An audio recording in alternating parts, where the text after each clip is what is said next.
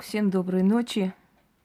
Вот этот внезапный прямой эфир, о котором я не предупреждала, на самом деле не случайный. Потому как мы сегодня будем задавать вопросы книги судьбы «Вичак». И знаете, что я выпустила эту книгу, воссоздала по традициям древнеармянской магии. И, естественно, всем привет, Яна. И, естественно, будут узнавать и узнают о своей судьбе те люди, которым суждено. То есть в этом есть некий смысл тайны, да? Потому что судьба или ее величество случай. Вот, добрый вечер. Вот кому судьба, тот попадет и спросит сегодня. Поэтому я устроила этот прямой эфир нежданно-негаданно. Добрый вечер. Давайте для начала, поскольку мне постоянно задают вопросы в последнее время, ну и новички тоже. Вот, значит, вам судьба была, товарищи. Я специально никого не предупреждала. Давайте-ка вначале я немножко расскажу о книгах. Людям, которые у меня спрашивают, видимо, им лень искать, да, и находить ролики о книгах. Давайте я еще раз пройдусь. Итак, начнем с книги «Скоропомощник», в которой собраны все заговоры и ритуалы, для которых не нужен алтарь. Это заговоры, которые нужны от внезапных каких-то опасностей, от внезапных каких-то трудностей, от боли, от неурядиц, от чего-то еще. В общем, скоропомощник. Здесь мы собрали все то, что нужно человеку, необходимо, и для чего человек не должен открывать алтари. И для того, чтобы было удобно носить и удобно пользоваться, вот мы издали такую маленькую книжку, как блокнот. Добрый вечер. Следующая книга, которую я показываю, «Колдовство». Я сейчас не показываю по очередности, как мы издали, просто показываю друг за другом. Здесь очень много теорий колдовства, объяснений, как, что и так далее. Это очень нужно будет практику, который хочет объяснить людям любое явление в колдовстве, для чего это происходит, по какой причине и так далее. То есть это все не просто так. Здесь очень много ритуалов защитных, очень много усиливающих практика, призывающих народ, подчиняющих его воле. То есть вот эта книга помогает практику в своем деле быть на первом месте, никого не бояться, иметь защиту от всех и вся. «Колдовство». Следующая книга.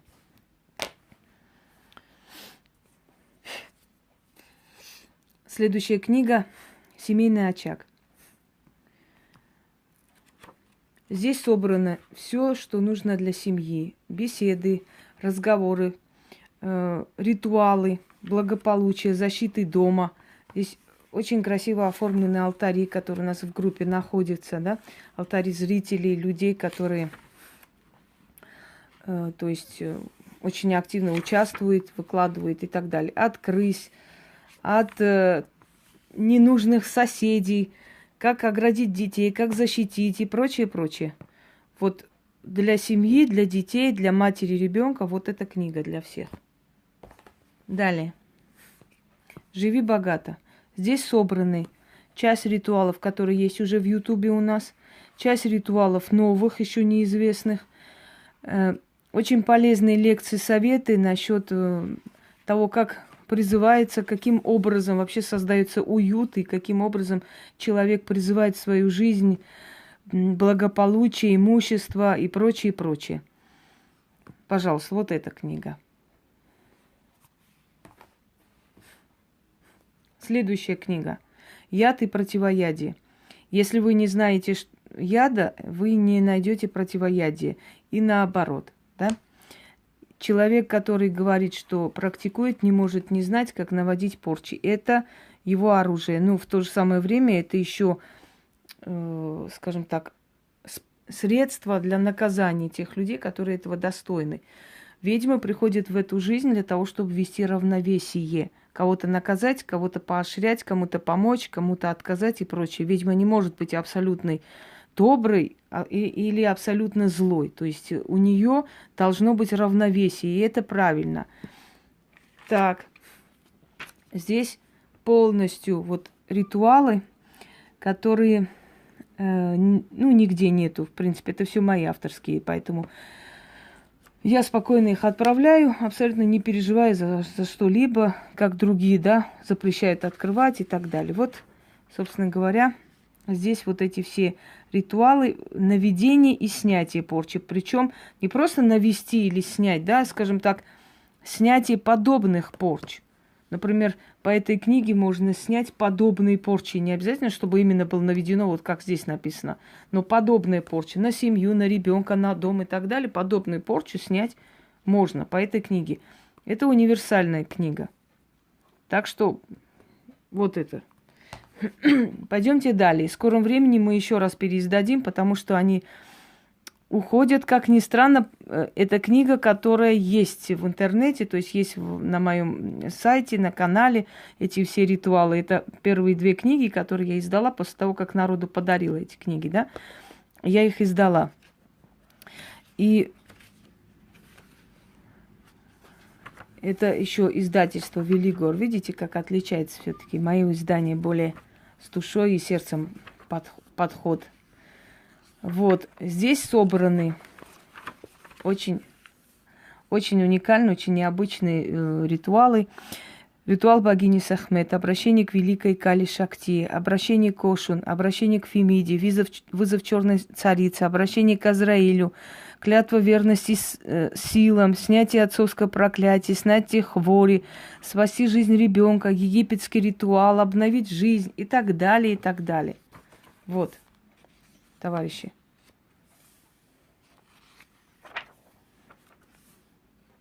Мольба к судьбе.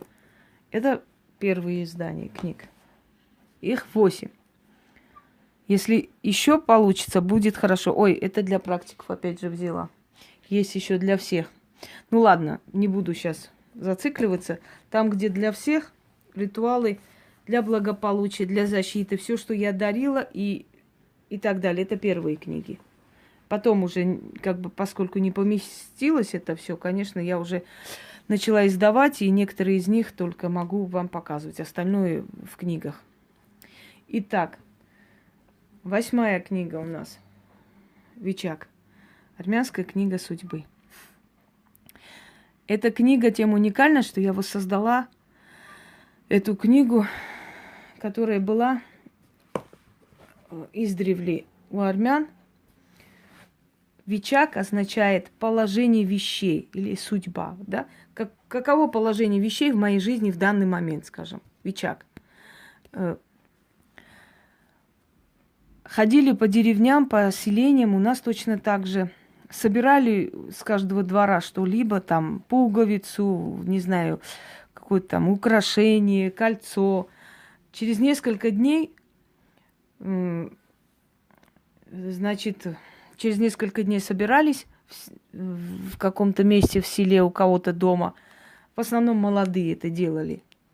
Вытаскивали этот предмет и читали судьбу человека.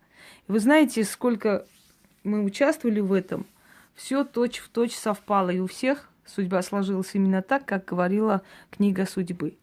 И вот я воссоздала эту традицию, я воссоздала вот это, как бы, эту традицию открывания судьбы с помощью книги Вичак. И теперь мы можем этим воспользоваться, собственно говоря. В данный момент вот это моя книга. Ее расписывать нельзя, потому что должна быть одна энергия.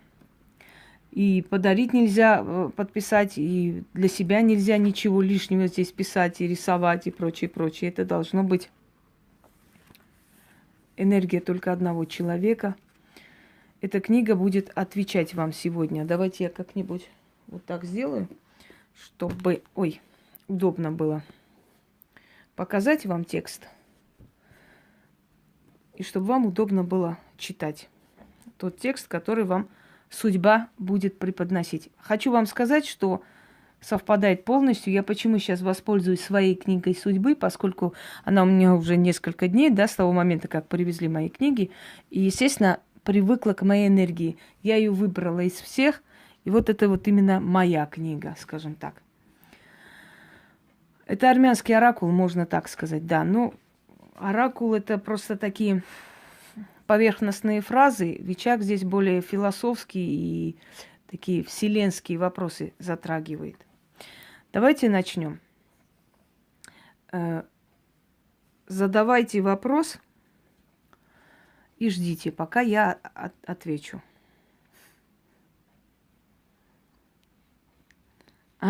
Да, дождь наколдовала, точно. Скажите, пожалуйста, как будут обстоять дела с моей работой в следующем году? Ольга. Сейчас открою. Не ходи туда, там бездна. Там мрак, холод и боль. Не ходи туда. Вы куда-то собирались? На какую-то работу или на какие-то перемены? Вот вам предупреждение, что вам туда не нужно. Можете записать этот ответ для себя. Еще раз читаю. Не ходи туда. Там бездна, там мрак, холод и боль. Не ходи туда. Хотели сменить работу? Вы видите, вам ответили. Не страшно, Евгения. Но если страшно, если еще... Буду ли я жить с мужем или разведусь? Жанара, давайте спросим. Сейчас отвечу, девочки. Всем отвечу. Читаем, Жанаре, ответ. Искорени лень и зависть, и судьба наградит тебя.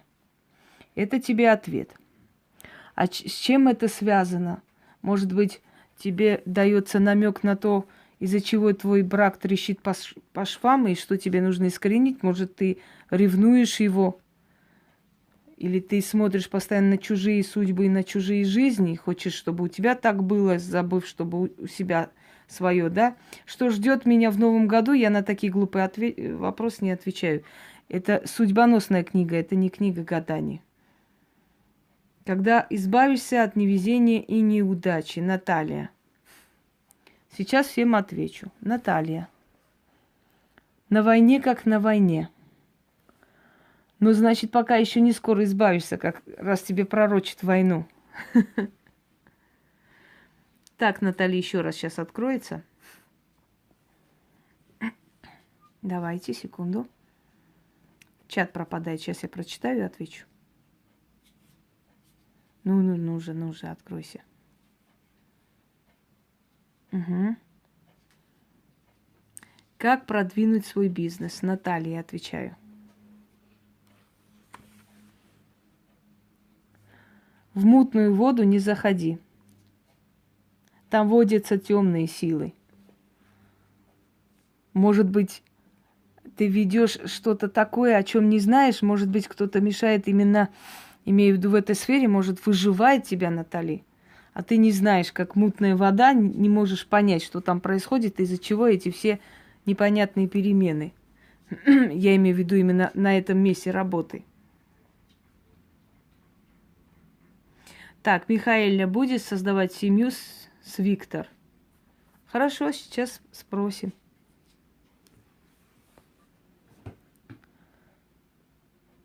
Сила твоя в тебе, на друзей не надейся, предадут. Значит, Виктор предаст. Вот ответ, я думаю, вы поняли. Выйду ли я замуж за Валерия? Наташа Заика. Давайте посмотрим. Время пришло. Выйдешь, значит. И причем, прошу заметить, серьезно относитесь к этим пророчествам. Они действительно, реально вот в точку просто. Через некоторое время удивляешься, насколько это правда. Потому что эта книга, прежде чем эту книгу начинать открывать, нужно ее усилить и оживить. И потом перед обращением читать кое-что к этим силам. Поэтому эта книга отвечает не просто вот с помощью бумаги, она отвечает с помощью тех сил и духов, которые ты призываешь к этой книге. Далее читаем. Сменится ли начальник на работе, Людмила? Давайте посмотрим. Если уронил, то забудь, уже не твое. Значит, сменится, раз он уронил что-то. Хорошая книга. Давайте не будем задавать абсурдные вопросы, такие как, что меня ждет в этом году, будет ли у меня счастье, потому что я буду на более серьезные вопросы отвечать, на судьбоносные, на такие вот как бы повседневные не считаю нужным, не считаю правильным беспокоить эту силу зря. Что ждет меня в новом году? Глупый, очень глупый вопрос, на который я отвечать не буду. Когда, наконец, у меня все нормализуется, Наталья? Давай спросим причину твоих бед. Давай так правильно будет. Причину бед Натальи Пантера. Вначале было слово, и слово было у Бога, и слово было Богом. Скажи свое слово. Наталья, тебе не хватает волевого духа, и тебя ведут другие. А ты скажи свое слово. То есть ты живи своей жизнью сама уже. И тогда изменится. А то ты живешь той жизнью, которая всем нравится, всем подходит, всех устраивает, но не тебя. Разве неправильно она сказала? Да, она загадочная. Как стать более уверенной? Марина Волошина. Спрашиваем, как Марине стать более уверенной? Опять тебе говорят, если уронил, то забудь, уже не твое. То есть не держись за прошлое, Марина, и постоянно не оглядывайся на то, что потерял. Тогда ты будешь увереннее в себе. Да, верно, Наталья, я знаю, что верно. Скажите, пожалуйста, нормализуется ли у нас отношения с Татьяной, Дмитрий, Германия? Ответь, пожалуйста, что будет у Дмитрия с Татьяной? Открываем. Не спеши, не гони коней, еще успеешь. Значит, ты очень спешишь с ней помириться, а тебе нужно время, чтобы пересмотреть себя и понять, вы созданы друг для друга или нет. Как решить вопрос с сыном? Юлия Трифонова. Как Юлии решить вопрос с сыном?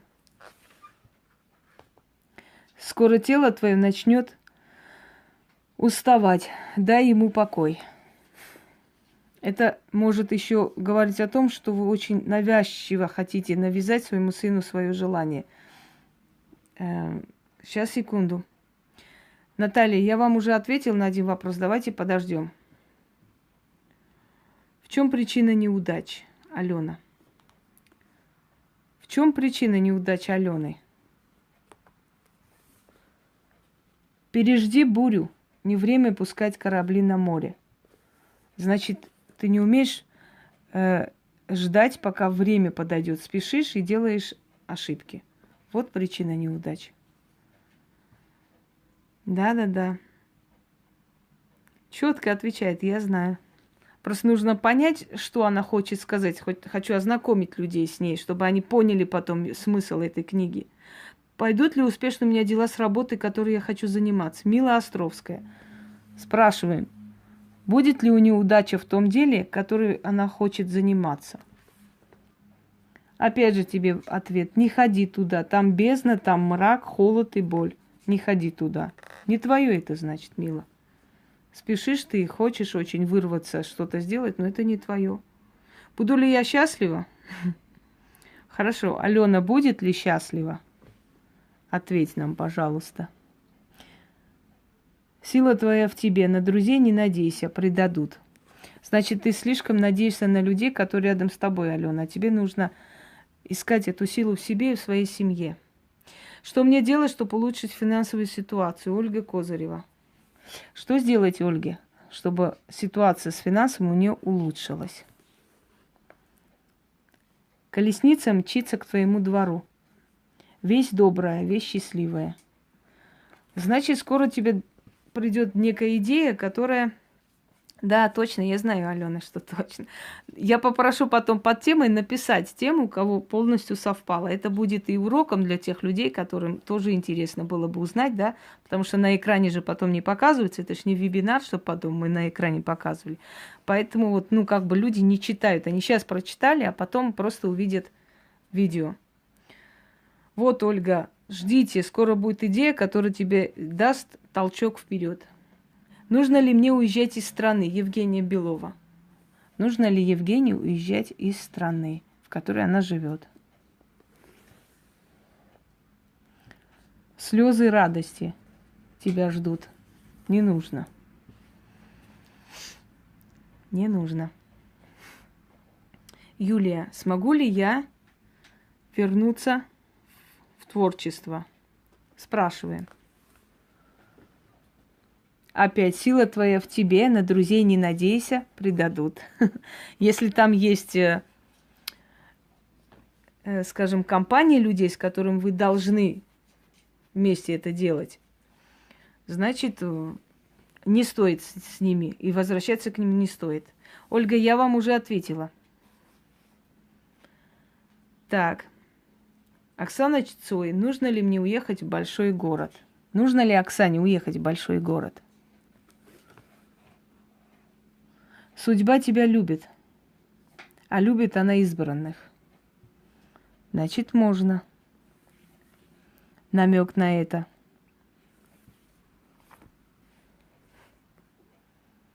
Когда я выйду замуж? Ну, глупый вопрос, не буду отвечать. Когда закончится черная полоса в моей жизни, Яна? Сейчас откроем, Яна Владимирова. Владимировна, да. Слезы радости, Яна, тебе выпадают в следующем году. Значит, закончится. Пожалуйста. Можно семью восстановить, Валя. Можно ли Вале восстановить семью?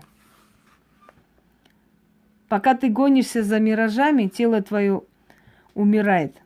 Излечить его еще не поздно. Еще есть надежда. Излечи твое тело, спаси.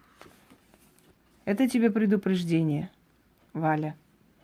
Значит, у тебя некая болезнь, о которой ты не задумывалась и не обращаешь внимания. Ну так, где найти врачей, которые помогут преодолеть болезнь, Татьяна? Где найти Татьяне таких врачей, которые помогут преодолеть болезнь?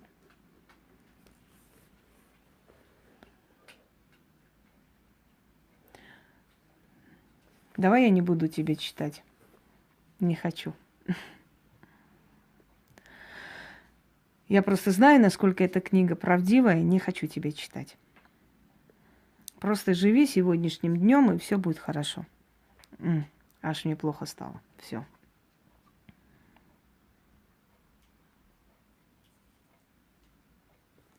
Открывай, Таня, прочитай сама.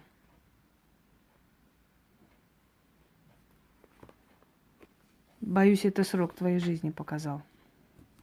Вот так вот. Здесь не только веселое есть. Так, далее вопросы посмотрим. Не переживай, это можно отчитать. Скажу как. Не знаю, что тебе спросить, но что делать.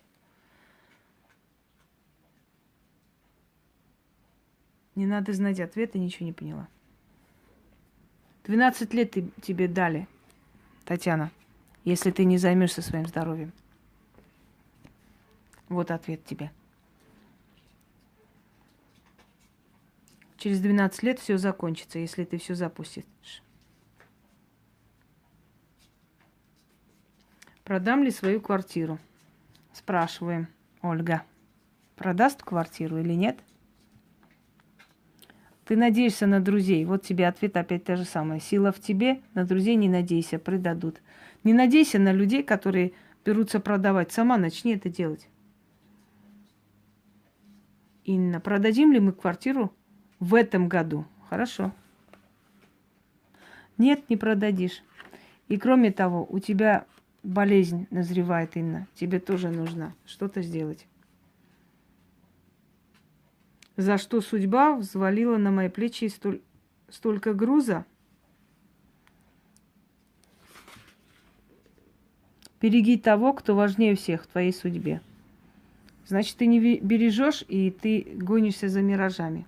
Стоит ли мне в следующем году переехать жить в Германию? Спрашивает Натали. Стоит ли ей переехать в следующем году? Люби, ты вправе любить, люби, отдайся страсти. боги тебя благословили. Люби. Любишь эту страну, эту идею, эту мечту, значит, люби. Тебя благословили, а значит, открыли дорогу. Можешь смело это сделать. Вот что тебе ответила книга. Что ждет меня? Хорошо, Кетыван, спрашиваю, что ждет Кетыван? Вот что тебя ждет, к сожалению. Кто у тебя есть смертельно больной? Всадник смерти у твоих ворот. Сходи к лекарю. Нет, это тебе надо идти. Тебе нужно идти к врачу. Потому что у тебя назревает некая болезнь. Вот поэтому не все тут красочно и весело. Может и совпасть не очень хорошее. Далее. Женится ли мой сын? Женится ли сын Веры? Нет. А вот насчет здоровья нужно подумать. У вас проблемы начинаются и со здоровьем, и с самочувствием. Значит, слишком много нацелено, зациклено об этом думаете.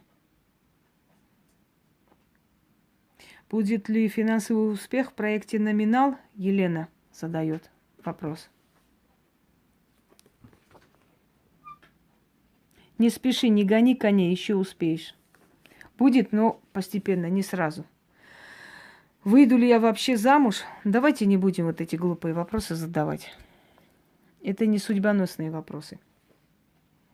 Получится ли мне в следующем году перейти на другую работу? Не успела ник прочитать.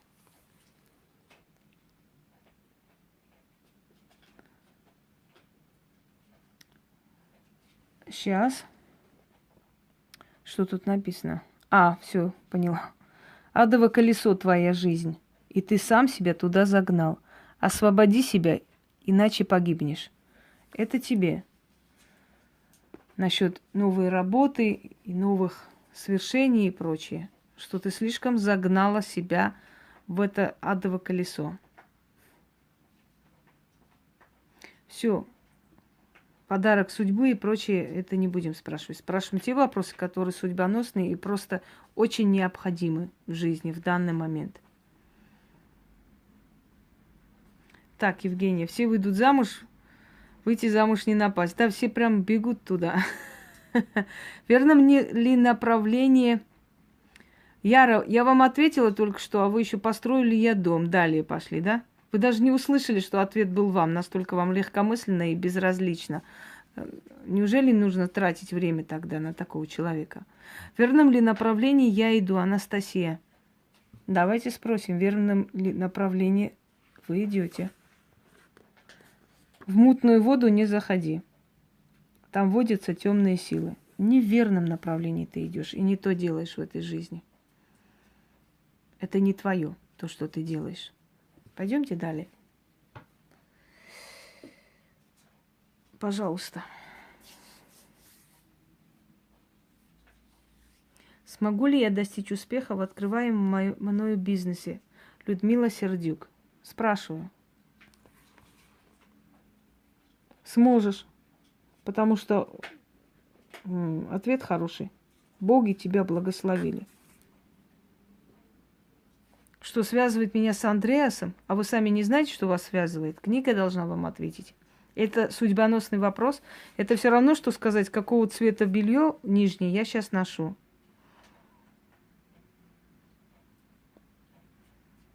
Да, все четко и правда. Книга силы. Я согласна с вами. Нет, это не гадание онлайн, Таня. Это ответы тех сил, которые вам отвечают и помогают. Это не гадание. Гадание – это не то. Это не тот случай. Гадание – слишком примитивная вещь. Будет ли у меня удача, если займусь собственным бизнесом? Не успела прочитать, кто. Лечиться, Таня. Что делать с болезнью? Лечиться. Жди заветную весть издалека. Да, с бизнесом у вас будет порядок, если вы будете надеяться на человека, который издалека вам или советует, или помогает. Когда сущность из меня выйдет? У вас нету сущности, не обольщайтесь.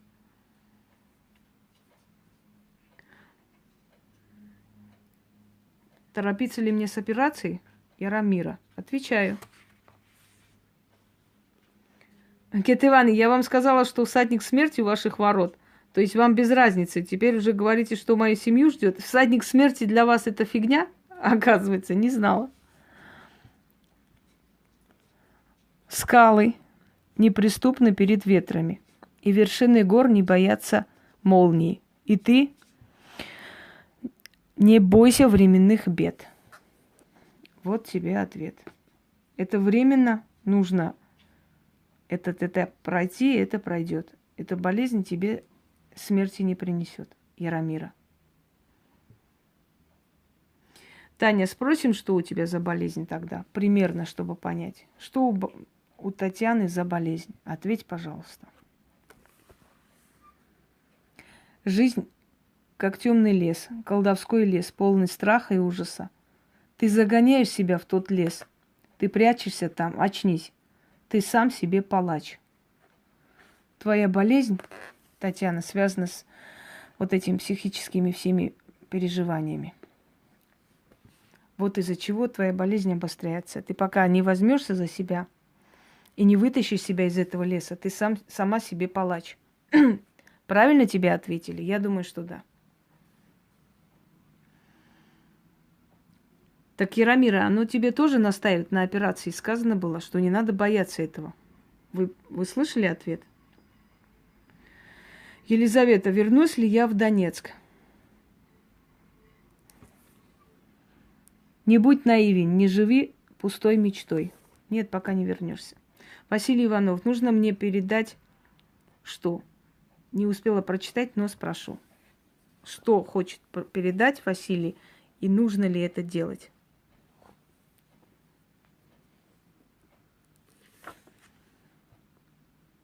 Береги того, кто важнее всех в твоей судьбе. Пока не нужно передавать, пока надо это беречь у себя. Завершу ли я научную работу, Елена? Сейчас. Нет, открыла.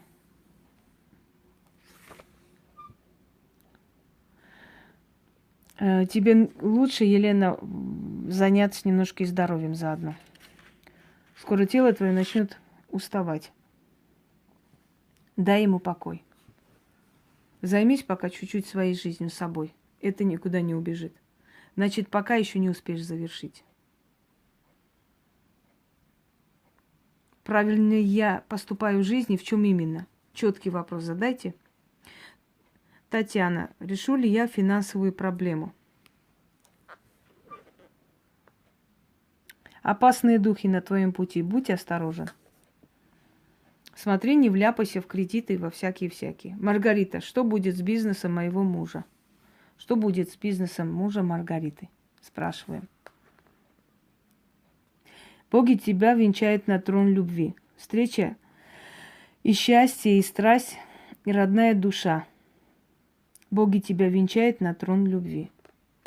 Получится, если вы будете помогать ему и советовать, и если он будет прислушиваться к вашему совету, потому что он через любовь это и получит. Елена, книга была права?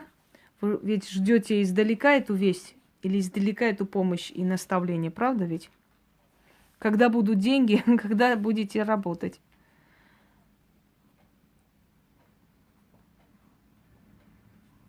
Выплачу ли я кредит? Нет, не может дать Таня. Я пробовала несколько раз, и на себе, и на других. Не дает она другой ответ. Она дает такие же ответы, только чуть по-другому, но точно такие же мрачные прогнозы, если она дает такой ответ. Сейчас, секунду, я сейчас разберусь, а то все эти побежали строки.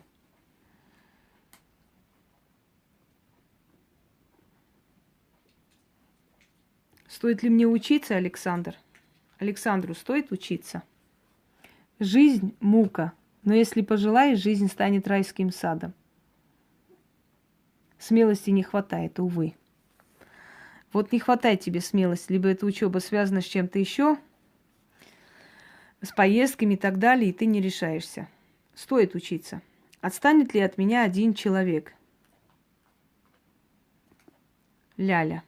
Отстанет ли от вас один человек? Смотрим. Сила твоя в тебе, на друзей не надейся, предадут. Ты хочешь от этого человека, видимо, избавиться через других, и очень зря.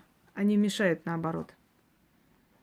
Полина, такой вопрос. Что моя сестра будет делать с бывшим мужем?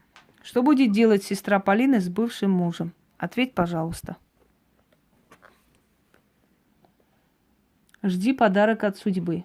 Пусть ждет подарок от судьбы. Значит, помириться вновь. 4 года назад лишила зрения из-за любимого. Я буду когда-нибудь видеть, Елена? Будет ли она когда-нибудь видеть, Елена?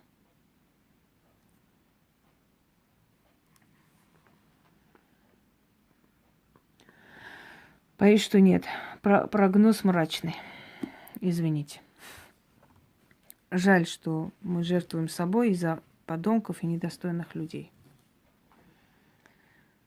Книга точного ответ может сильно отличаться от того, что ожидается, но факт то, что понравился. Ну, это правда, потому что получит ли паспорт мой муж сегодня, Яна?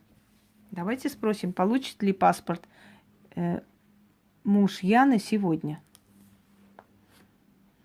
Еще не поздно стать счастливым. Источник не иссяк еще. Откинь сомнения. Скорее всего, да. Эту книгу заказывать... Ой, Яна, давай еще раз продиктуй свой номер, пожалуйста. Напиши здесь свой номер, я сейчас громко продиктую. Дело в том, что всеми моими книгами занимается Яна, она их отправляет. У меня катастрофически нет времени, понимаете? И все мои книги, собственно говоря, и оформление, и отправка. Так, 8 910 252 29 55. Внизу напишет она под роликом.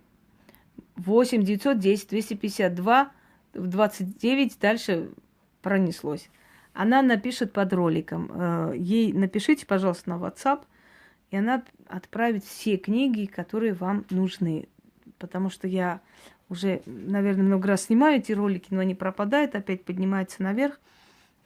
И мне приходится снимать еще раз, как бы напоминать. Да, 910 252 29 55.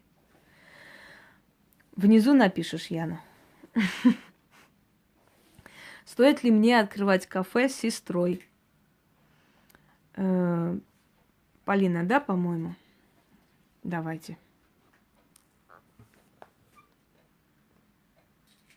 Стоит, но это кафе будет существовать 12 лет всего лишь. А потом вам придется еще другое. Не вечно, не бесконечно. Стоит.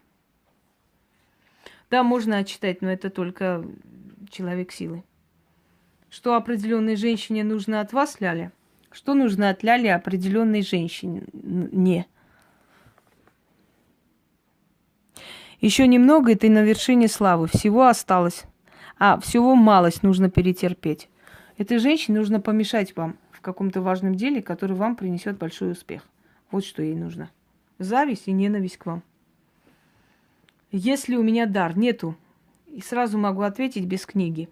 Когда человек такую тупость спрашивает, уже говорит о том, что у него ничего нету, кроме глупости и амбиций ненужных. Так, переедем ли мы в Камчатку? Не знаю, кто спросил, потому что ушло. Давайте откроем.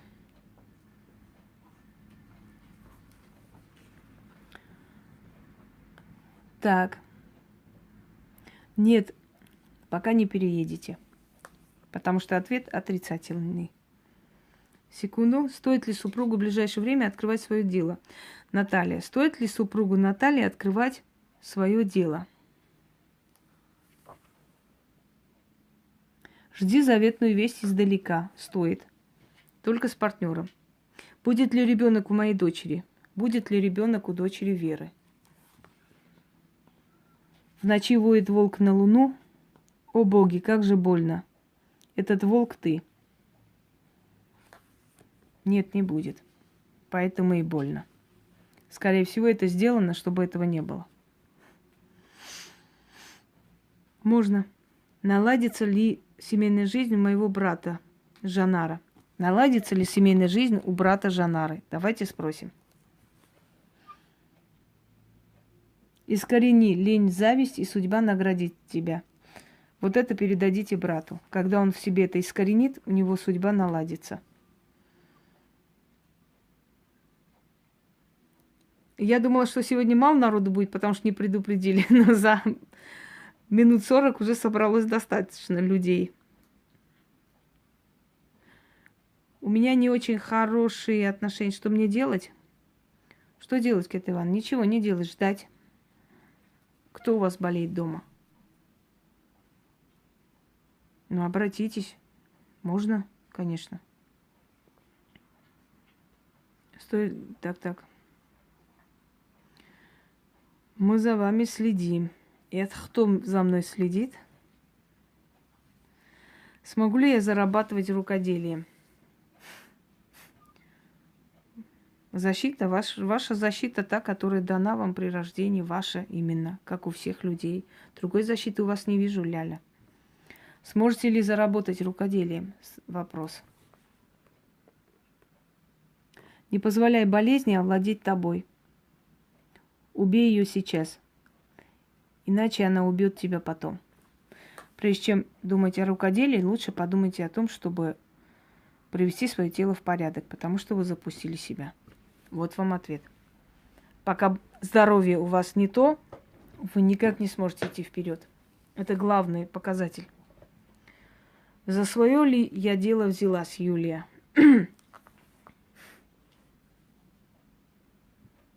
Скорее лень, искорени лень и зависть. Не за свое дело.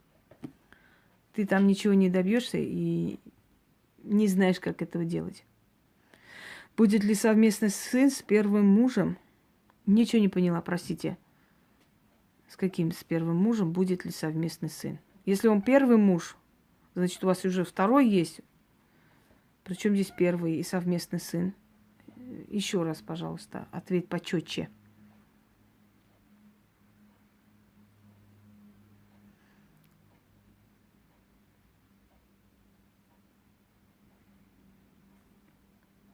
Так, далее смотрим.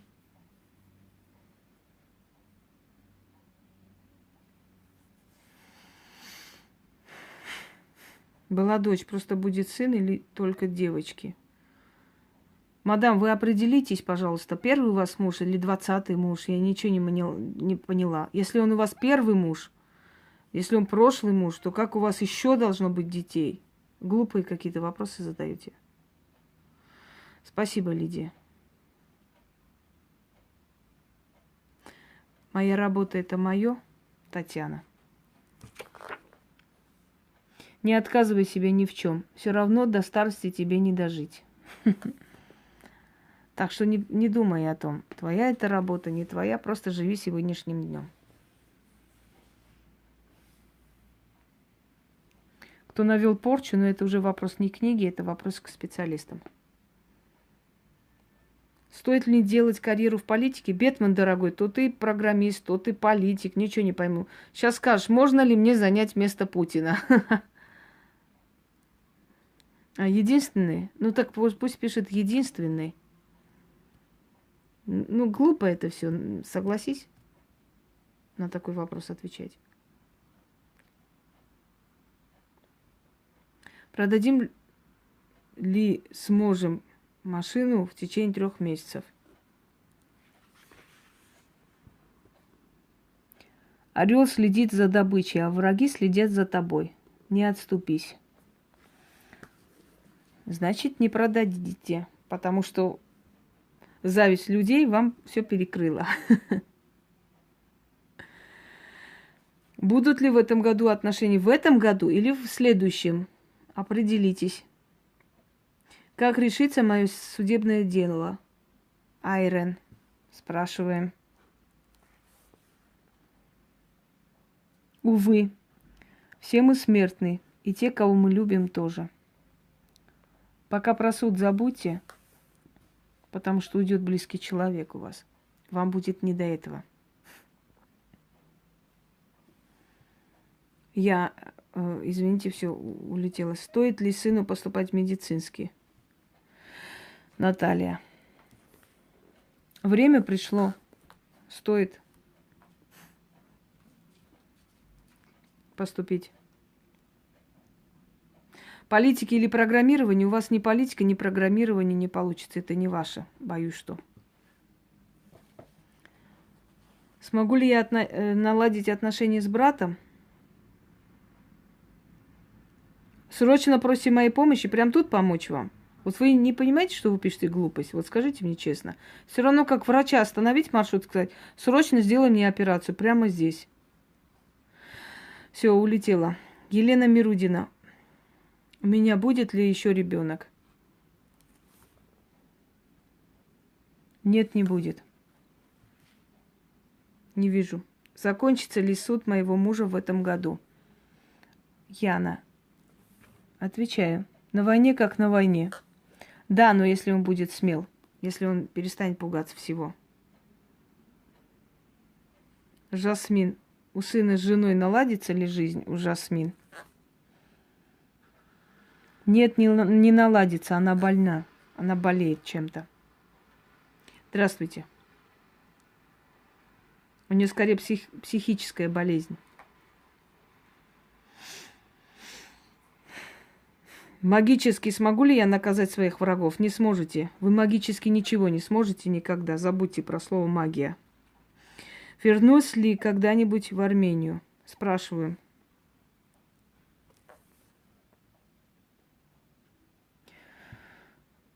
Тебе лучше сходить к врачу, потому что всадник смерти у твоих ворот. Сходи к лекарю, пока еще не поздно. Болезнь у тебя развивается нехорошая. Если ты сейчас не будешь заниматься этим, в скором времени уже не сможешь с ним бороться. Один вопрос. Свекровь портит мне жизнь? Валя. Спрашиваю. Портит. Потому что отрицательный ответ. И хочет, чтобы ты потеряла семью. Смотри, какой ответ. Если уронил, то забудь, уже не твое. То есть она хочет добиться того, чтобы ты уронила и потеряла, чтобы это было уже не твое. Пожалуйста. Пожалуйста, сейчас посмотрим. Стоит ли мне решиться переезд на Канаду? Маргарита. Лень. Лень и людская зависть мешает. Значит, внутренне еще не готова. Подсознательно. Есть страх. Что происходит с моим здоровьем, Валентина? Что происходит со здоровьем Валентины? Тебе нужно за свое здоровье бороться. На войне, как на войне. Сможет ли мой муж приехать, воссоединиться в новом году? Посмотрим. Жасмина, слишком много вопросов вы задаете. Я не могу и за соседей тоже отвечать, что у них будет. Всяк жаждет трона, да не всяк его достоин. Ну вот, вывод сделайте сами. Есть ли какая-либо болезнь у вас, Полина? Есть ли у Полины какая-либо болезнь? Мешает тебе один человек. В душе его пустыня и мрак. Не иди за ним. Вот твоя болезнь. Это тот человек, которого ты любишь, но который тебе приносит несчастье.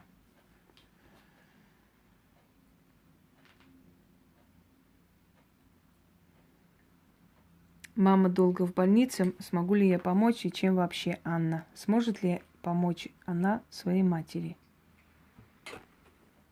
Да, на все случаи жизни. Боги одарили тебя многим. Не разменивайся на мелочи. Чем ты можешь помочь?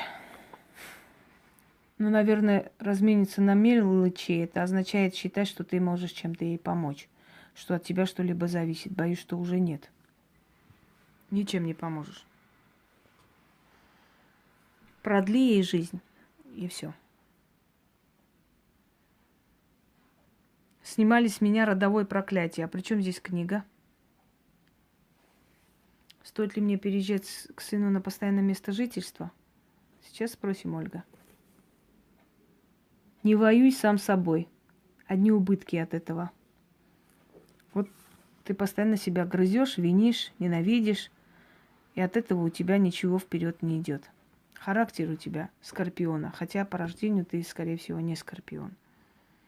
3-й раз пропускаете меня, помирюсь ли я со свекровью? А кто вам сказал, что я обязана следить за вами и вас не пропускать? И это что за тон вообще? Здрасте, приехали. Просто совет книги на данное время? Спрашиваю, совет книги на данное время. Твой сон сбудется. Моли богов, чтобы отвели беду. Грянет тьма. Значит, ты ждешь какую-то беду, и у тебя внутри этот страх есть. И вот, наконец-то, она идет. Валентина, вы же с врагами хотели по-магически расправиться. Что же случилось, что теперь спрашиваете, когда они вас оставят в покое?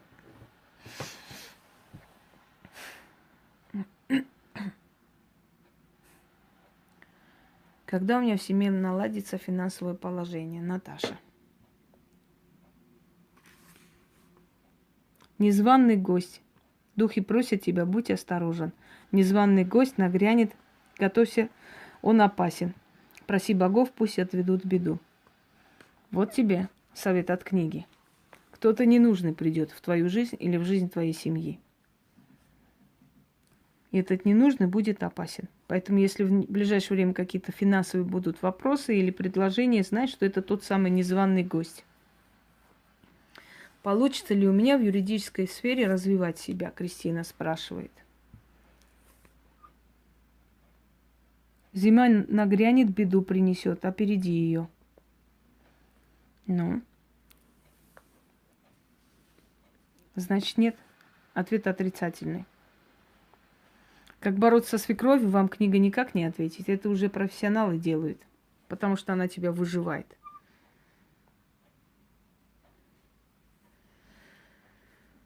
Так. Будут ли мои родители жить вместе, Инна? Жизнь твоя, как темный лес, колдовской лес, полный страха и ужаса. Ты загоняешь себя в тот лес, ты прячешься там, очнись. Ты сам себе палач. Книга говорит тебе, Инна, что ты слишком живешь чужими жизнями, а тебе надо жить своей жизнью, забыть о жизни родителей. Ты преследуешь свою определенную выгоду и цель.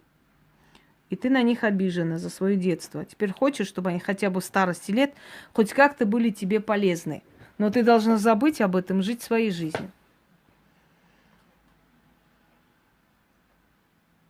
Хочу квартиру на дом поменять, стоит ли, Анастасия? В ночи воет тот волк на луну. О боги, как же больно, этот волк ты. Пока не меняй. Значит, тот дом, куда тебя проведут, или который ты купишь, не принесет тебе счастья. Пока не надо.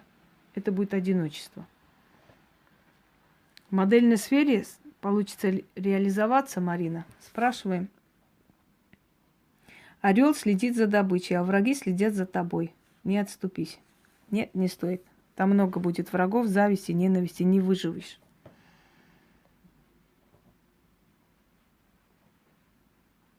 Да. Вот точно. Конечно, точно. Внизу напишите.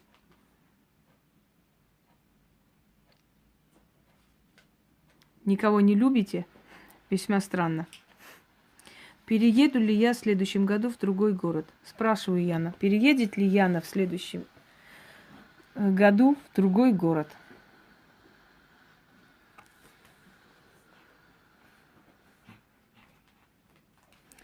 Эти дни полны печали и боли. Отпусти темные мысли и пережди. Сомневаешься, переживаешь, тебе нужно отпустить эту мысль, переждать, и оно само придет. Вот и все.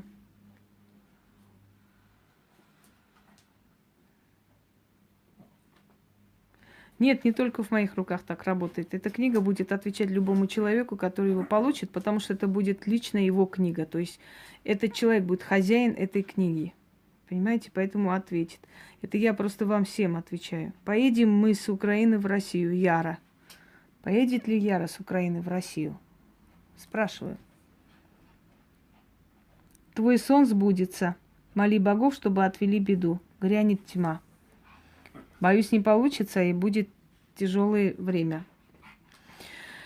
Надо об этом подумать заранее. Почему, как искать причину в себе.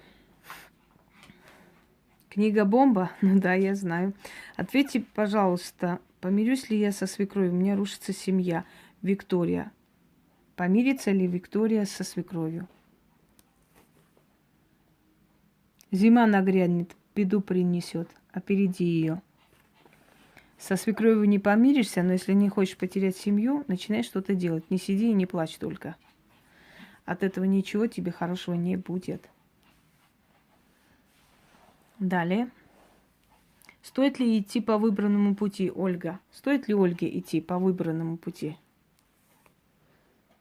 Еще немного, и ты на вершине славы. Всего малость, нужно перетерпеть. Стоит, но нужно упорство. Будут ли у меня дети с мужчиной, с которым у нас отношения? Таисия. Будут ли у Таисии дети с этим мужчиной? Нет. Пока не вижу. Тебе нужно передохнуть, прийти в себя и не спешить. Ты слишком спешишь жить.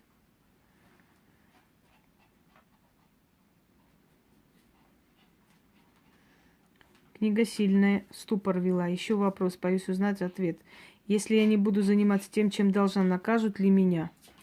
Накажут ли Маргариту за то, что она избегает или не хочет, или не получается заниматься тем, чем она хотела бы, чем должна заниматься?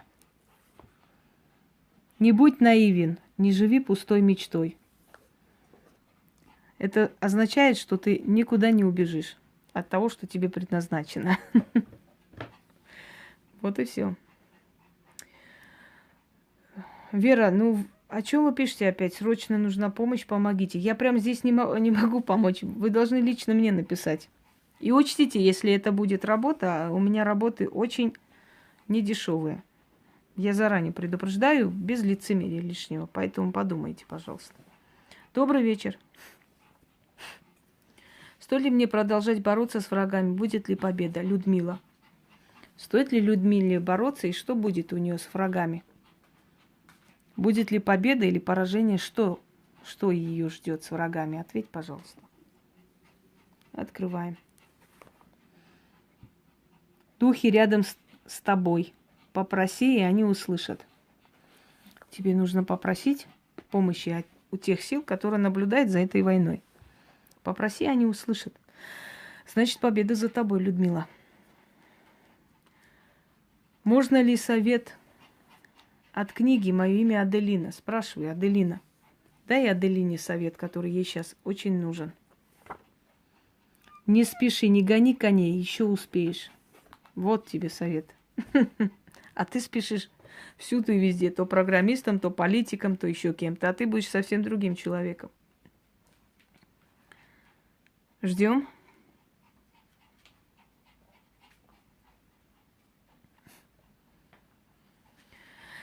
Наладятся ли у меня проблемы в торговле? Мария спрашивает.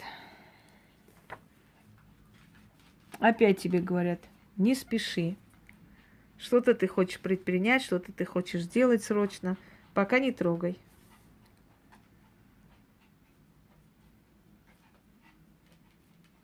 Подождите еще ради здравия детей и так далее. Пока подождите, напишите, посмотрим, что у вас. Может, и вам ничего не надо. Получится ли у меня открыть детский сад в следующем году, Наталья? Жди заветную весть издалека. Получится. Сына приворожили. Яра. Вы уже глупые вопросы задаете, но я вам отвечу. Сына приворожили у Яры? Ответь, пожалуйста. Пусик там играет, да, он там насилует игрушки. Море волнуется, грызет берега, но тебя не тронет. То, что наведено на вашего сына, скажем так, не затруднит отношения между вами. Это все, что можно вам сказать.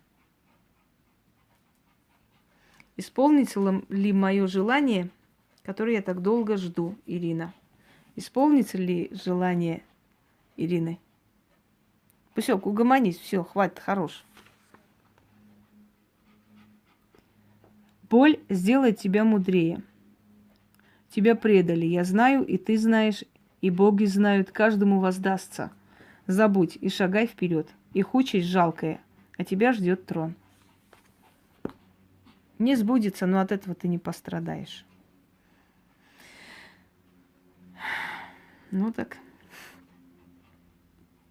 найду ли я себя в жизни? Узнаем. Искорени лень и зависть, и судьба наградит тебя. Страх у тебя, скорее всего, оглядка на прошлое и так далее. Да. Наверное, книги силы.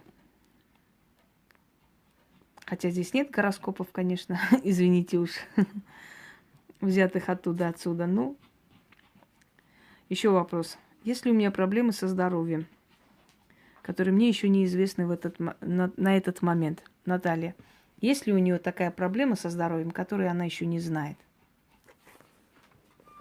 Не забывай поблагодарить богов, и тогда они тебя озолотят.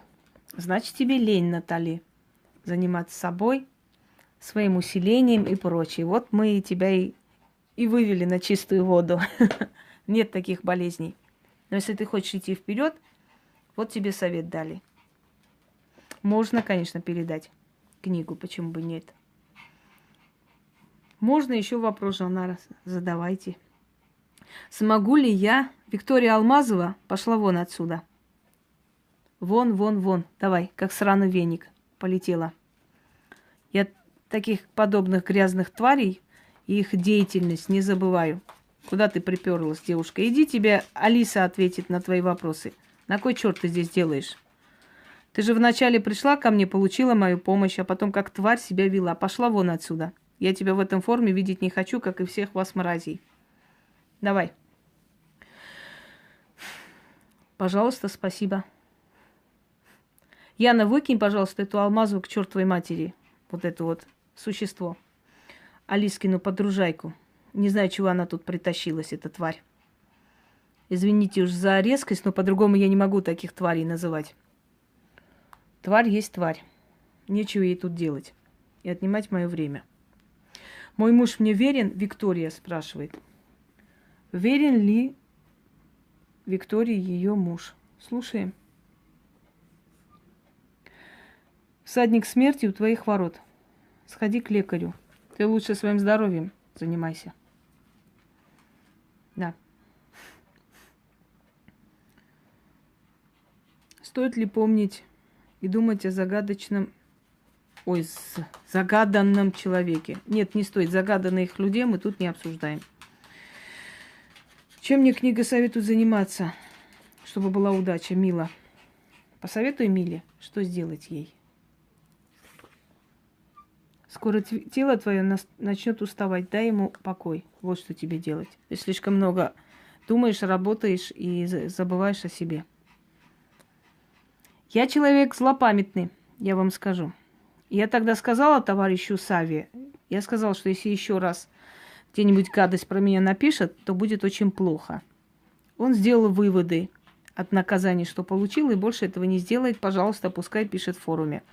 Я не забываю. Я тот человек, который никогда не будет держать связь с теми людьми, которые обидели, которые повели себя паскудно, понимаете? Я не из компании, вот этой дерьмо-компании, которые сегодня обсирают друг друга, завтра обнимаются, целуются в десна, послезавтра обзываются и так далее. Если человек один раз была гнитой, ей больше у меня делать нечего. Поэтому эту алмазу отсюда выкидываем.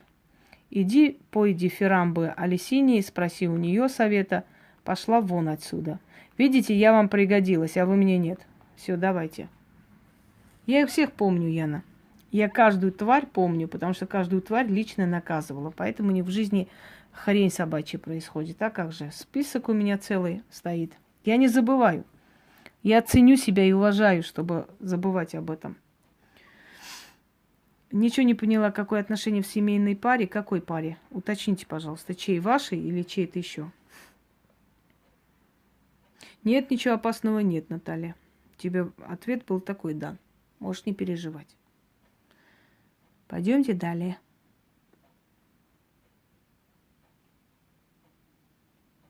Как решить вопрос финансовый? Как, Юлия, решить финансовый вопрос?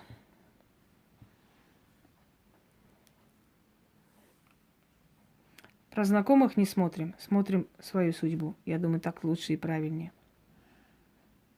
Не живи пустой мечтой, не будь наивен.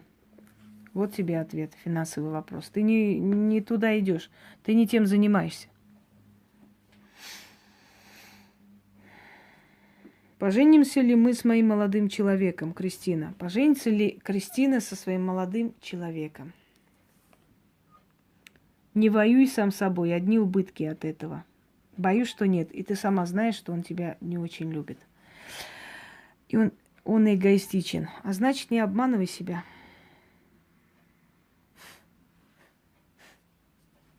Да.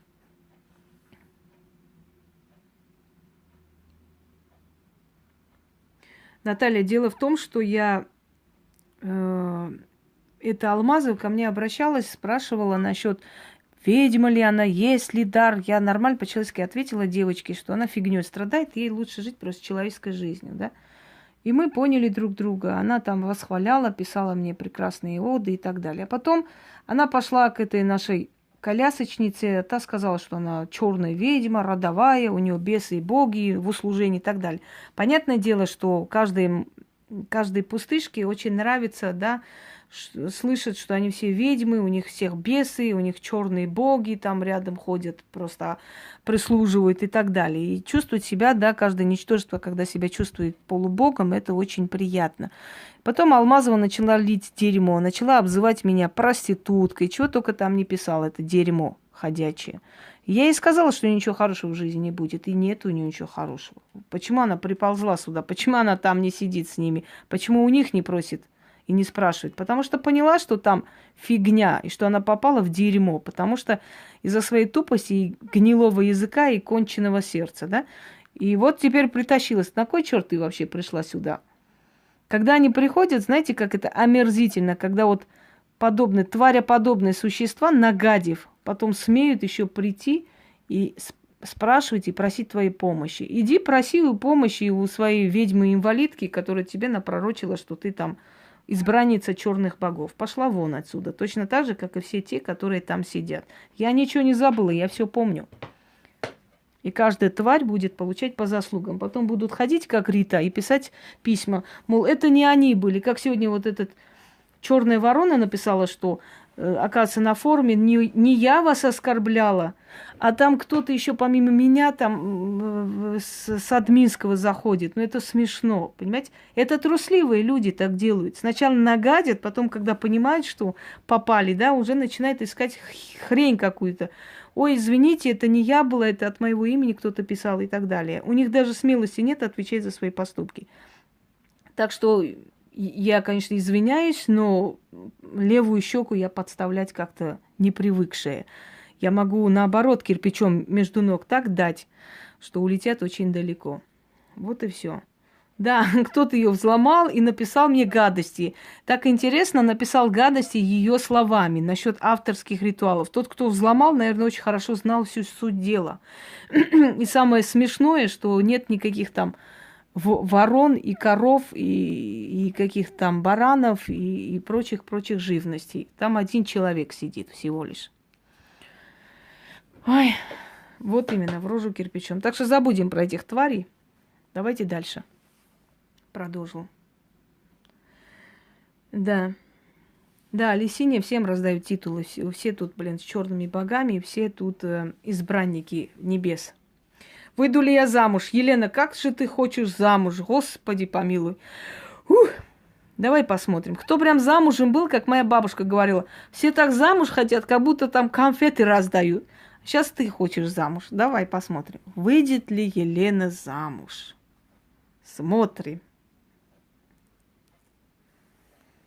Угу.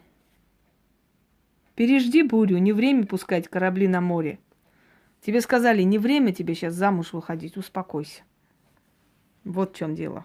Замуж да замуж. Знаете, говорят, замужество это как тюрьма. Кто там не был, все туда стремятся, а кто там был, уже все хотят выскочить оттуда.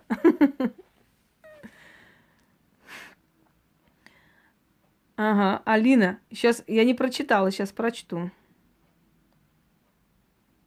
На хорошую работу выходит завтра. Вот выйдет и увидите, придут ли деньги в декабре. Посмотрим, Ляля. Придут ли деньги в декабре, Ляля.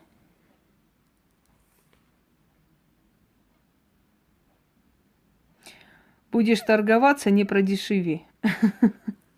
Ну вот, видимо, от вашей работы и профессии это придут, но при этом вам нужно ценить себя больше и более как бы высоко ставить свои труды, тогда придут. Угу. Почему не продается квартира моего мужа? Аленчик спрашивает, почему не продается квартира ее мужа?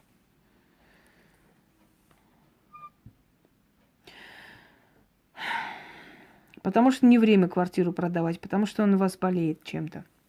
Если вы этим не займетесь, судьба, видимо, пытается ваше внимание повернуть в сторону вот этого. Это правда, вы правы. Я знаю Ляли.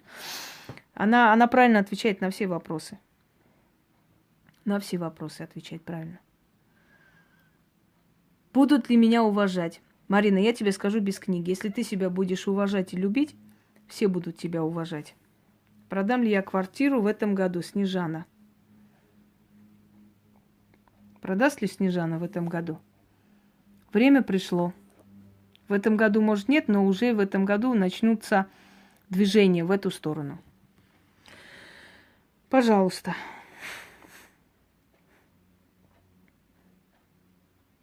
Так, посмотрим далее. Найду ли я работу, Евгений? Найдет ли Евгений работу в ближайшее время? Опасные духи на твоем пути, будь осторожен. Значит, ты не в ту сторону ищешь, не там ищешь работу. Скоро ли муж Валерий найдет новую работу, Татьяна? С любым мым и ад станет раем. Это говорит о том, что если вы поможете, поддержите силой, то скоро он станет на ноги. Правильно ли я живу? Елена спрашивает уже в который раз. Узнаем. Елена правильно живет? Ответь, пожалуйста. Скоро тебе будут завидовать. Вот. Значит, ты достигнешь того, что ты хочешь. Правильно, значит, живешь. Будет ли у меня свое жилье? Яра спрашивает. Ты наивен и легковерен? Увы. Увы, нет. Найду ли я работу? Найдете. Давайте судьбоносные вопросы. А то, что я сегодня кушала, это не очень.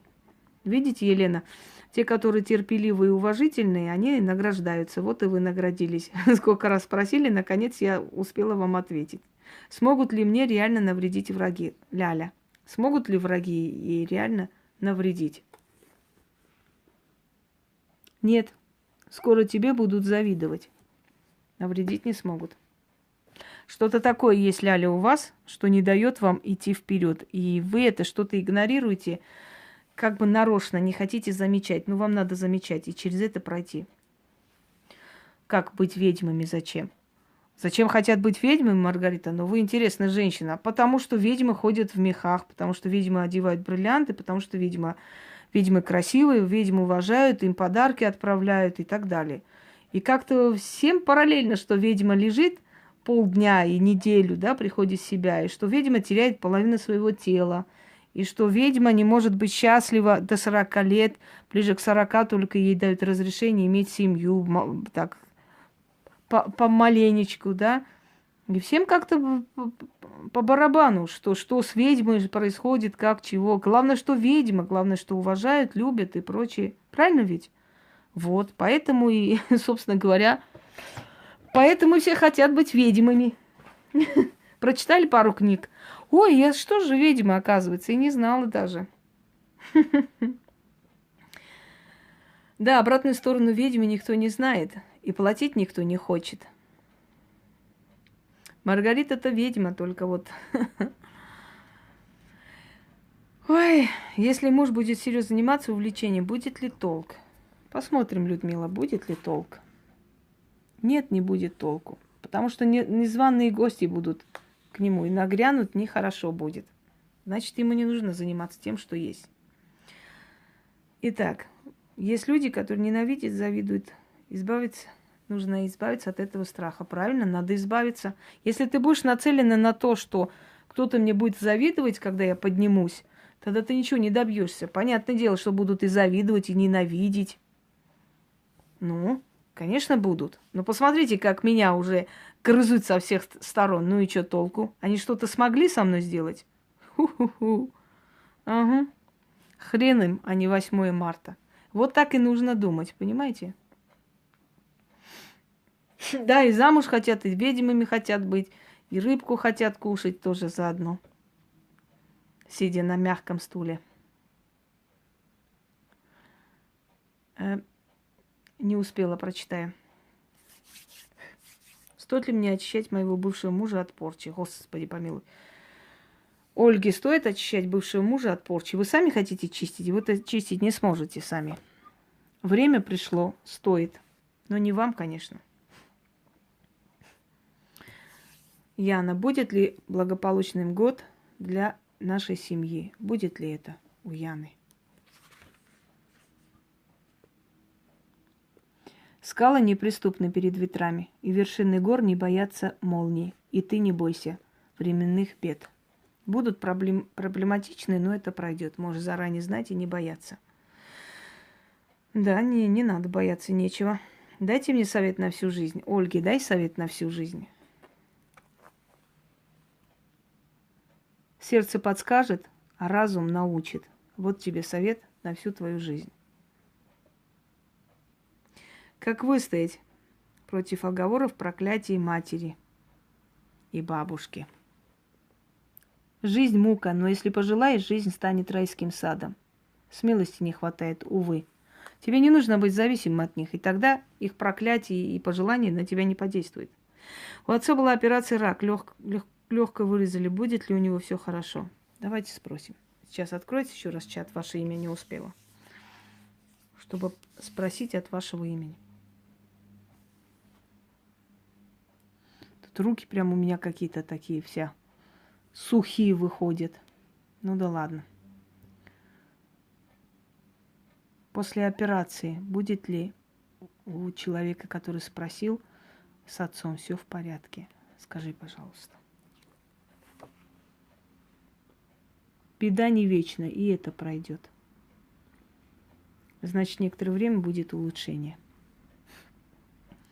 Вернется ли когда-нибудь Константинополь христианам?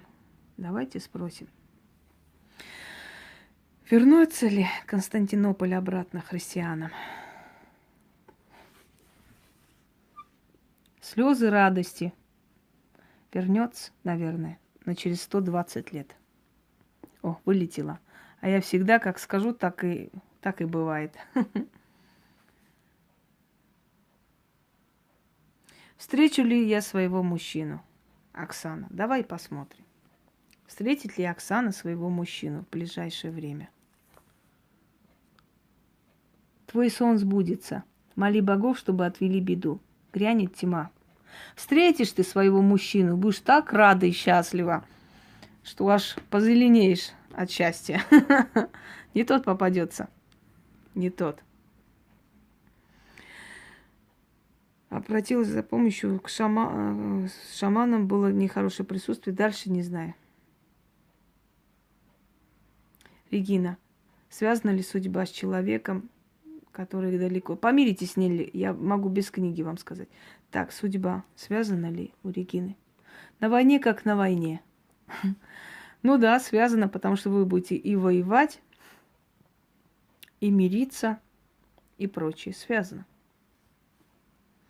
Да, одни страдания увидим, а кому это вообще интересно или нужно? Вот я уже в какую овчарку превратилась, за всеми хожу, блин, и хавкаю, чтобы мои ритуалы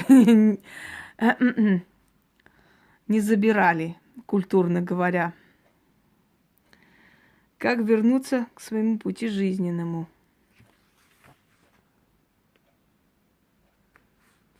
Упорства не хватает. Опять про скалы. Может ли мой брат Максим выбраться из долгов, которых у него сейчас много? Сможет. Упорства не хватает. Стоит ли рисовать картины, Наташа? Не ходи туда. Там бездна, мрак, холод и боль. Не ходи туда. Это не твое. Оно тебе ничего хорошего не принесет. Буду ли я жить с отцом моего сына? Ольга, будет ли она жить с отцом моего сына? Всяк жаждет трона, да не всяк его достоин. Не будешь. Лана, стоит ли менять сферу деятельности в бизнесе? Духи рядом с тобой. Попроси, и они услышат. Попроси, они тебе дадут ответ, как правильно поступить.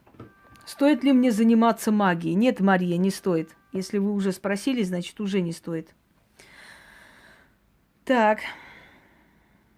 Что кот видит у меня в ногах? Есть люди, которые сами себе вредят, и ты из них. Видит черную энергетику у тебя, значит, ноги больные. Совет книги. Моя мама излечится. Уйдут ли ее враги? Мерлин спрашивает про маму. Жизнь мука, но если пожелаешь, жизнь станет райским садом. Смелости не хватает, увы. Твоей маме не хватает не просто смелости, а желания заниматься своей жизнью, своим здоровьем. Достроит ли долгострой? Устал ты, передохни. Впереди битва. Не достроит, значит, придется бунтовать там. Совет книги в твоей семье, Вера. Есть люди, которые вредят сами себе. Ты из них. В вашей семье вы все вредите друг другу. И себе тоже. Знакомый упорно хочет встретиться. Причем не говорит зачем. Лена, зачем знакомая хочет с ней встретиться? На войне, как на войне. Что-то хочет она у тебя. Чего-то хочет попросить и добиться. Это та знакомая, которая просто так не приходит. Понимаете? Ну вот, на войне, а что делать? Судьба. Боишься, не спрашивай. Выйду ли я замуж? Еще одна жаждущая приключений. Так, выйдет ли замуж Леся, наконец-таки уже? Беда не вечна, и это пройдет. Выйдешь замуж, но эта беда очень быстро пройдет. То есть разведешься, долго жить не будешь. Совет для моих отношений с мужем, Оксана. Задаю. Жизнь твоя, как темный лес. Колдовской лес, полный страха, ужаса. Ты загоняешь себя в тот лес, ты прячешься там. Очнись, ты сам себе палач. Значит так, что я скажу. Ревнуешь мужу, боишься потерять, и от этого твои отношения обостряются. На самом деле у вас есть любовь и чувства, но бытовуха вас проглотила. Откиньте в сторону и начните новую жизнь, новые отношения. Освежите все, тогда будете вместе. Пожалуйста. Скоро ли я найду свое призвание в жизни? Призвание не находит. Призвание само нас находит. Само. Вернется ли мой бывший муж? О, Ольга. Ну, Ольга, вы камикадзе. Сейчас спросим, вернется ли муж у камикадзе Ольги? Увы, мы все смертные, и те, кого мы любим, тоже. Боюсь, что нет. Отношения умерли. Да, те, кто замужем, они знают это дело. Тень слева прошла, у Инги руки засветились. Может быть, здесь бывает всякое. Здесь эти тени ходят вообще. Такое ощущение, что им нравится позировать, я уже поняла. Что от меня хочет Иракли? Елена. Это не глупость, почему же? Елена. Жди заветную весть издалека. Иракли где-то далеко находится. Он то уезжает, то приезжает, я так понимаю. Что скоро нагрянет ваш Иракли. Не Инна, Инга, Жасмин. Это разные имена. Буду ли я с тем, о ком постоянно думаю? Елена. Твоя любовь закончится через 12 лет. Вот тебе ответ. Видишь? Причем четко и ясно в точку тебе сказали. Любовь. До конца будет мой муж со мной? Рискуешь, Алена? Ну, я спрошу. Будет ли у Алены муж до конца с нею? Не воюй сам с собой, одни убытки от этого. Одним словом, отпусти эту мысль. И хватит мучиться и думать об этом. Это, то есть, это вопрос судьбы. Не испытывай. Видишь, как тебе деликатно сказали, не испытывай, а то скажем правду. Получу ли я желаемое, Катя?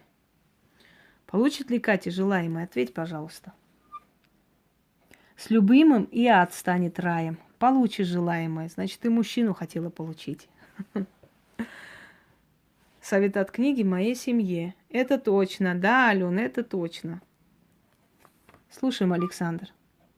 Беда не вечная, и это пройдет. У вас в семье сейчас беда, бедствие, трудности и так далее. И вот она вам сказала, и это пройдет.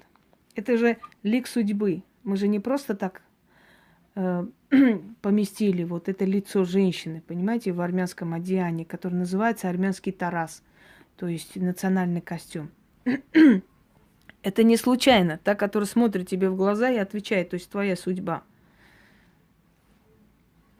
Когда я с сыном уеду из Франции, Ольга спрашивает. Не спеши, не гони коней, еще успеешь. Не надо пока.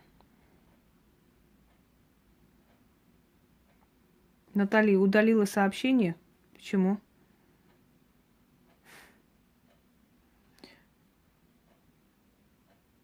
Виновата ли я в своих проблемах, Татьяна?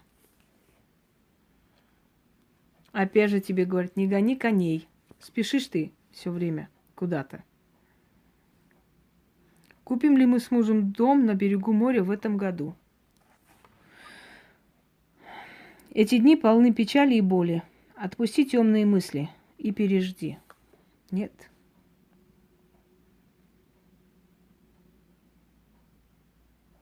Далее. Выйду ли я замуж в ближайшее время? Кто это самоубийца? Покажись. Я не увидела фотографию и имя. Избавлюсь ли я от своих страхов и фобий? Ляля.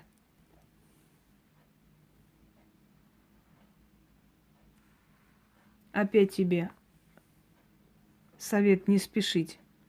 Наверное, это можно понять по-другому, по-философски. Отпустить. И оно само уйдет. Диане совет от книги, какой она хочет получить.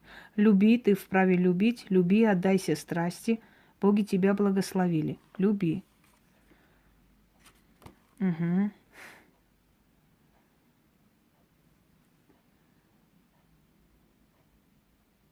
В моей жизни мужчина. Опять мужчину кто-то хочет. Слушайте, если вы сильно хотите, чтобы в вашей жизни появился мужчина, прыгните с окна. Эффект тот же самый. Вы сразу почувствуете, что в вашей жизни появился мужчина. Знаете такой анекдот? Когда я иногда психую, хочу замуж, одеваю халат, начинаю готовить борщ, кричать, что он загубил мою судьбу, мою жизнь, и сразу отпускает. Вот. Ну, дорогие люди, давайте так сделаем. Я ответила на вопросы.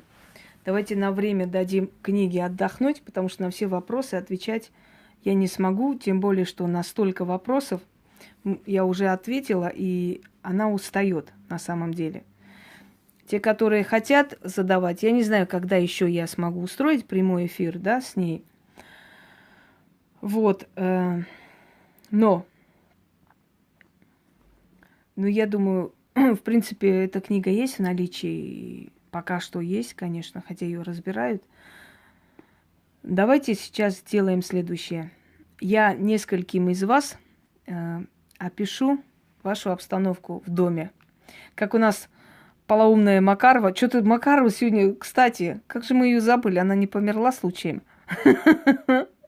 Она новая ничего не сняла. А то я не обращаю на нее внимания. Я же не смотрю. Она старается, вот.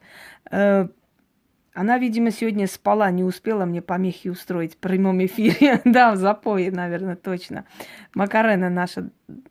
Так вот, Макарена же сказала, что я всем взламываю тут же сайты, и, значит, у меня из ФСБ есть специальное оборудование, и оно все просматривает в ваших квартирах. Сейчас буду просматривать с оборудованием ваши квартиры.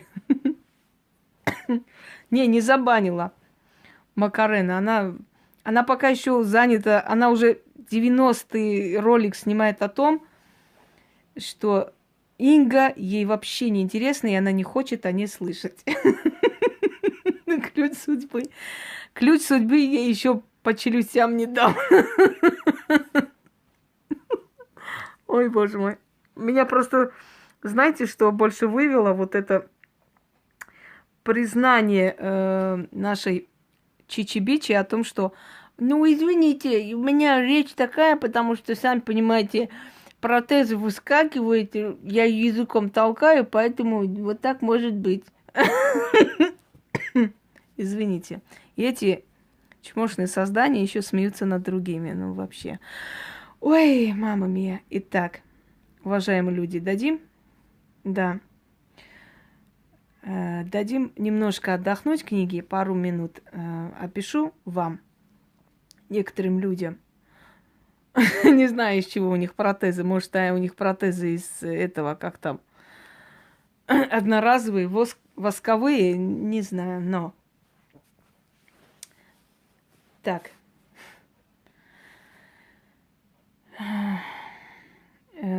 Сейчас я определюсь. Так, Дмитрий, Германия. Я у вас вижу белые тона, светлые тона, большое окно, 3 отделения, либо 3 комнаты, либо 3 места, вот 3, и светлые тона. Вот там, где вы находитесь, большое окно и светлые тона. Сейчас я опишу ваш район. Ваш район наполовину старый, наполовину новый, в общем, смешанный. Недалеко находится огромный такой супермаркет, какой-то круглый. Я даже не знаю, какое-то вот имперское название. Империал, империя. Не могу понять, что это. Вот такой круглый, синий что-то, похоже на юрту. Что это такое? Напишите. Вот я увидела у вас это. Далее. Давайте у Евгения опишу. Здания желтоватые. Вот желтого цвета. Клуб круглый, да, есть. Ну вот, видите, желтого цвета здания, там, где вы живете. Невысокие здания я рядом вижу, Евгения. Добрый вечер, Анна. В точку, вот в точку. Значит, жаль, что вот невозможно на экране сфотографировать и прям показать для чистоты эксперимента, да. Сейчас опишу. Значит, у Евгении невысокое здание, 5-этажки рядом вижу, несколько. Пруд искусственный, 2 больших супермаркета. И там есть еще большой-большой сувенирный магазин какой-то, сувенирный. Сверкающее желтое здание по ночам сверкает. Рядом какой-то ночной клуб. В общем, какие-то звуки идут постоянно. И крытый рынок. Вот что у вас в районе. Так, Станислава, описываю. Вижу 2 водоема, 2 реки или 2 водных пространства. Большой мост в вашем районе, вот какой-то мост соединяющий. Такой парк с греческими какими-то статуями, греческом стиле, римском, не знаю, как описать, вот что-то такое. И там часто празднуют свадьбы, фотографируются. Есть такой круглая такая беседка в стиле римском, таком греческом. Рядом с этой беседкой мостик маленький через какой-то круглый вот водоем или что это такой большой, ну не бассейн это, конечно, это красиво с фонтаном. Вот парк культуры отдыха какой-то такой знаменитый, большой. Деревья. Ну, ясновидеть. Ну, пускай идут, спрашивают, у них тоже скажу. Можно, Анна. Только постепенно. Так, давайте.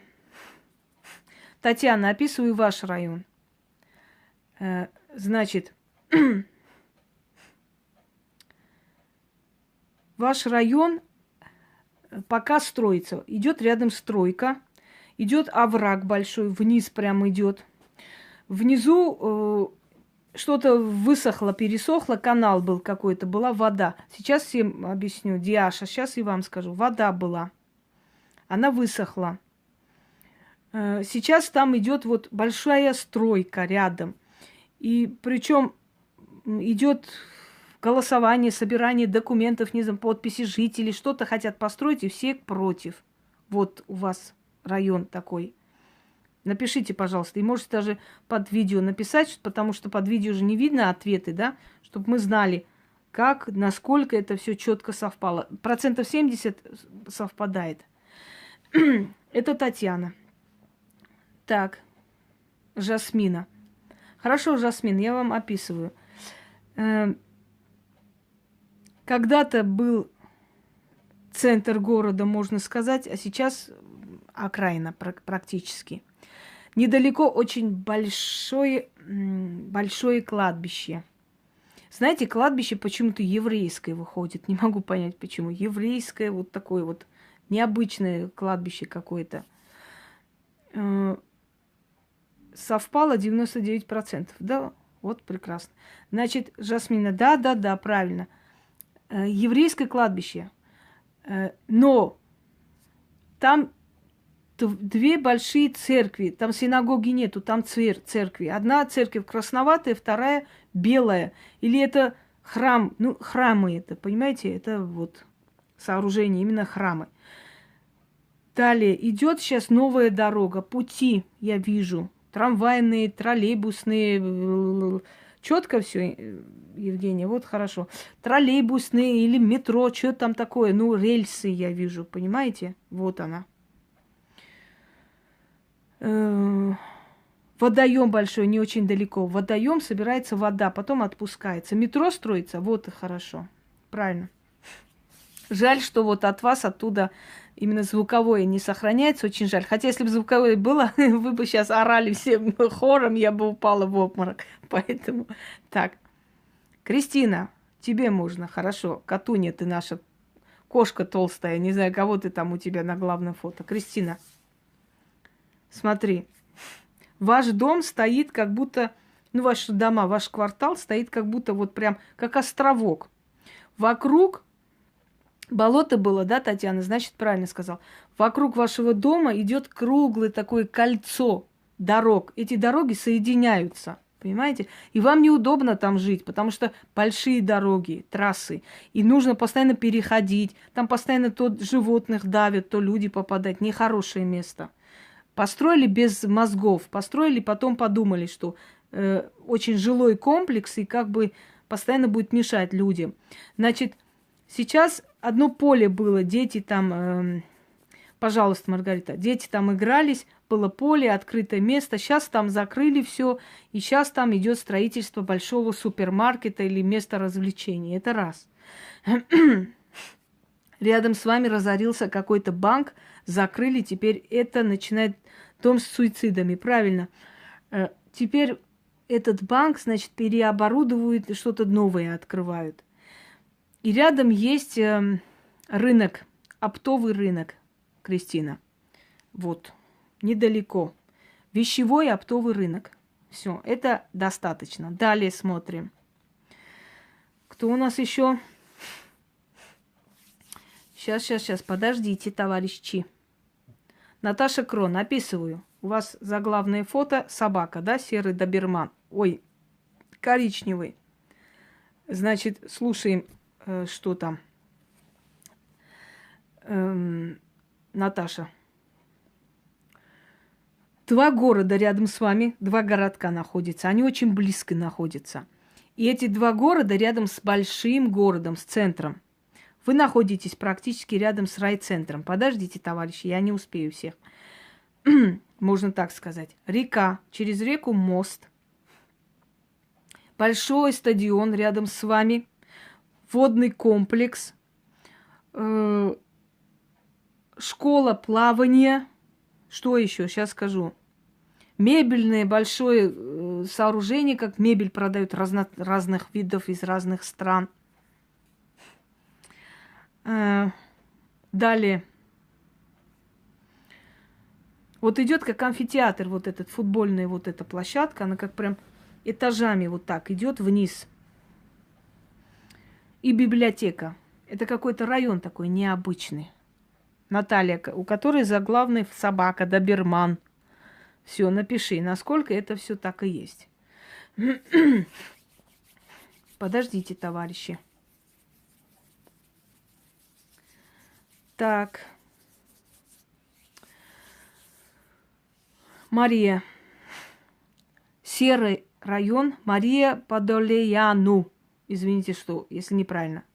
Молдавии вы написали. Серое здание рядом с вашим домом. Серое, круглое, средневекового типа. Стена. Что-то там архитектурно-историческое находится. Старый район. Маленькие улочки. Пройти там 2 человека не могут. Круглые такие эти... скажите мне, как он называется, в общем, арки, через которые заходите в эти дворы. Маленькие старинные дворы. Большие деревья, огромные вековые деревья рядом с вами. Они даже охраняются природоохранной там средой. Огромные просто. Или дубы это, или акации. В общем, вот такие огроменные рядом. Так. Недавно там было происшествие, какой-то митинг, какое-то собрание, что-то там такое. Я рассказываю, пишите мне, пожалуйста. Только некоторые мне написали, что так и есть. Правильно, Мария? Правильно, все. Вот я вам описала ваш район. Я могу смело вот так сидеть и работать в спецслужбах. Мне просто скажут, скажите, где что написано. Все так и есть, все верно, Натали? Вот отлично, напишите под видео. Видите, как быстро я через свои ФСБ этих приборы смотрю на ваши районы. Вот какой дебил мог придумать, что я взламываю аккаунты, что я отслеживаю через вот эти приборы. Вы знаете, что я вам скажу, товарищи мои? Вот эти прямые эфиры для них просто, можно сказать, приговор смертный. Потому что если раньше они тявкали, что я там взламываю аккаунты у людей, или у меня приборы вычислительные, или какие-то, не знаю, да, вот в данный момент, сидя с вами, я за секунду вам начинаю отвечать и описывать ваш район. Вот мне интересно, а что сейчас они скажут? Вот мне просто... А сейчас они что скажут? Просто-напросто. Те, которые следят за эфиром, они же все-таки ФСБ нервно курит. Я уж боюсь, что как-нибудь они мне не заприметят и не позовут. Хотя они меня знают, ребята, не буду говорить этот случай. Знают они, и за всеми они следят. Успокойтесь. Так. В шоке. Правильно, Кристина, я описала ваш район? Правильно. Так. Пусик, да, я пока вам описываю, Пусик сидит, взламывает ваши аккаунты и тут же читает всю информацию. Вы же у вас в аккаунтах, вы же пишете народу, я живу в таком районе, у меня столько-то, у меня в комнате это, то все же вы описываете всем. Вот я через ваши аккаунты все узнаю. Так, Марина Волошина, описываю тебе, девушка. Черные цвета. На стенах у тебя рисунки какие-то, нарисованные причем, либо написанные с руки что-то от руки, то есть написано что-то ты там наприметила. Причем на стены, вот прямо на стенах вот прям эти приклеены, не знаю почему. Мурашки по коже. Это и называется ясновидение, дорогие люди. Это есть мое главное оружие, гроза нелюбящих меня людей. Так вот, на стенах эти рисунки, этаж, вот какой-то, вот вижу, 10-й, вот на уровне 10, цифра 10, или 10-й там район, или 10-я, не знаю, квартира, 10. Потом лестница какая-то нестандартная. Рядом находится дачный поселок, рядом находятся частные дома и большая трасса. И есть еще обведенная такая природоохранная зона, парк, деревья огромные, вековые. Точно такие же деревья вижу и там. И знаете, такие вот неровности, то есть ров поднимается, спускается. Вот, описала. Далее. Давайте сейчас, всем не успею, конечно, сейчас потихоньку. Елена, Германия. Описываю. Значит, я вижу стену, расписанная вся напичканная всякими рисунками. Это у вас рядом. Ну да, пишу и скажешь, что хакеров нанимаем, точно. Я такой богатый человек, прям как эфир начинается, и хакеров сюда сразу нанимаю. И сразу все взламывают. И тут же мне приносят секретари расписанные все, что у вас в районе есть. Я сижу, читаю. Значит так, товарищи. Германия. Елена спрашивала. Стену вижу рядом с вашим домом. Эта стена вся расписанная. Значит, ну да, еще я вам всем плачу, чтобы вы сказали, что так и есть. Нет, пока не Аделине, пока Елене Германия описывает. Недалеко есть средневековый дворец. Какой-то дворец, который сейчас в музей превращен. Чуть подальше есть какой-то рынок. Рынок камней, что-то еще, понимаете? Вот рынок чего-то, одним словом. Таких вот красивых вещей, эксклюзивных, да? Так, университет, академия точнее.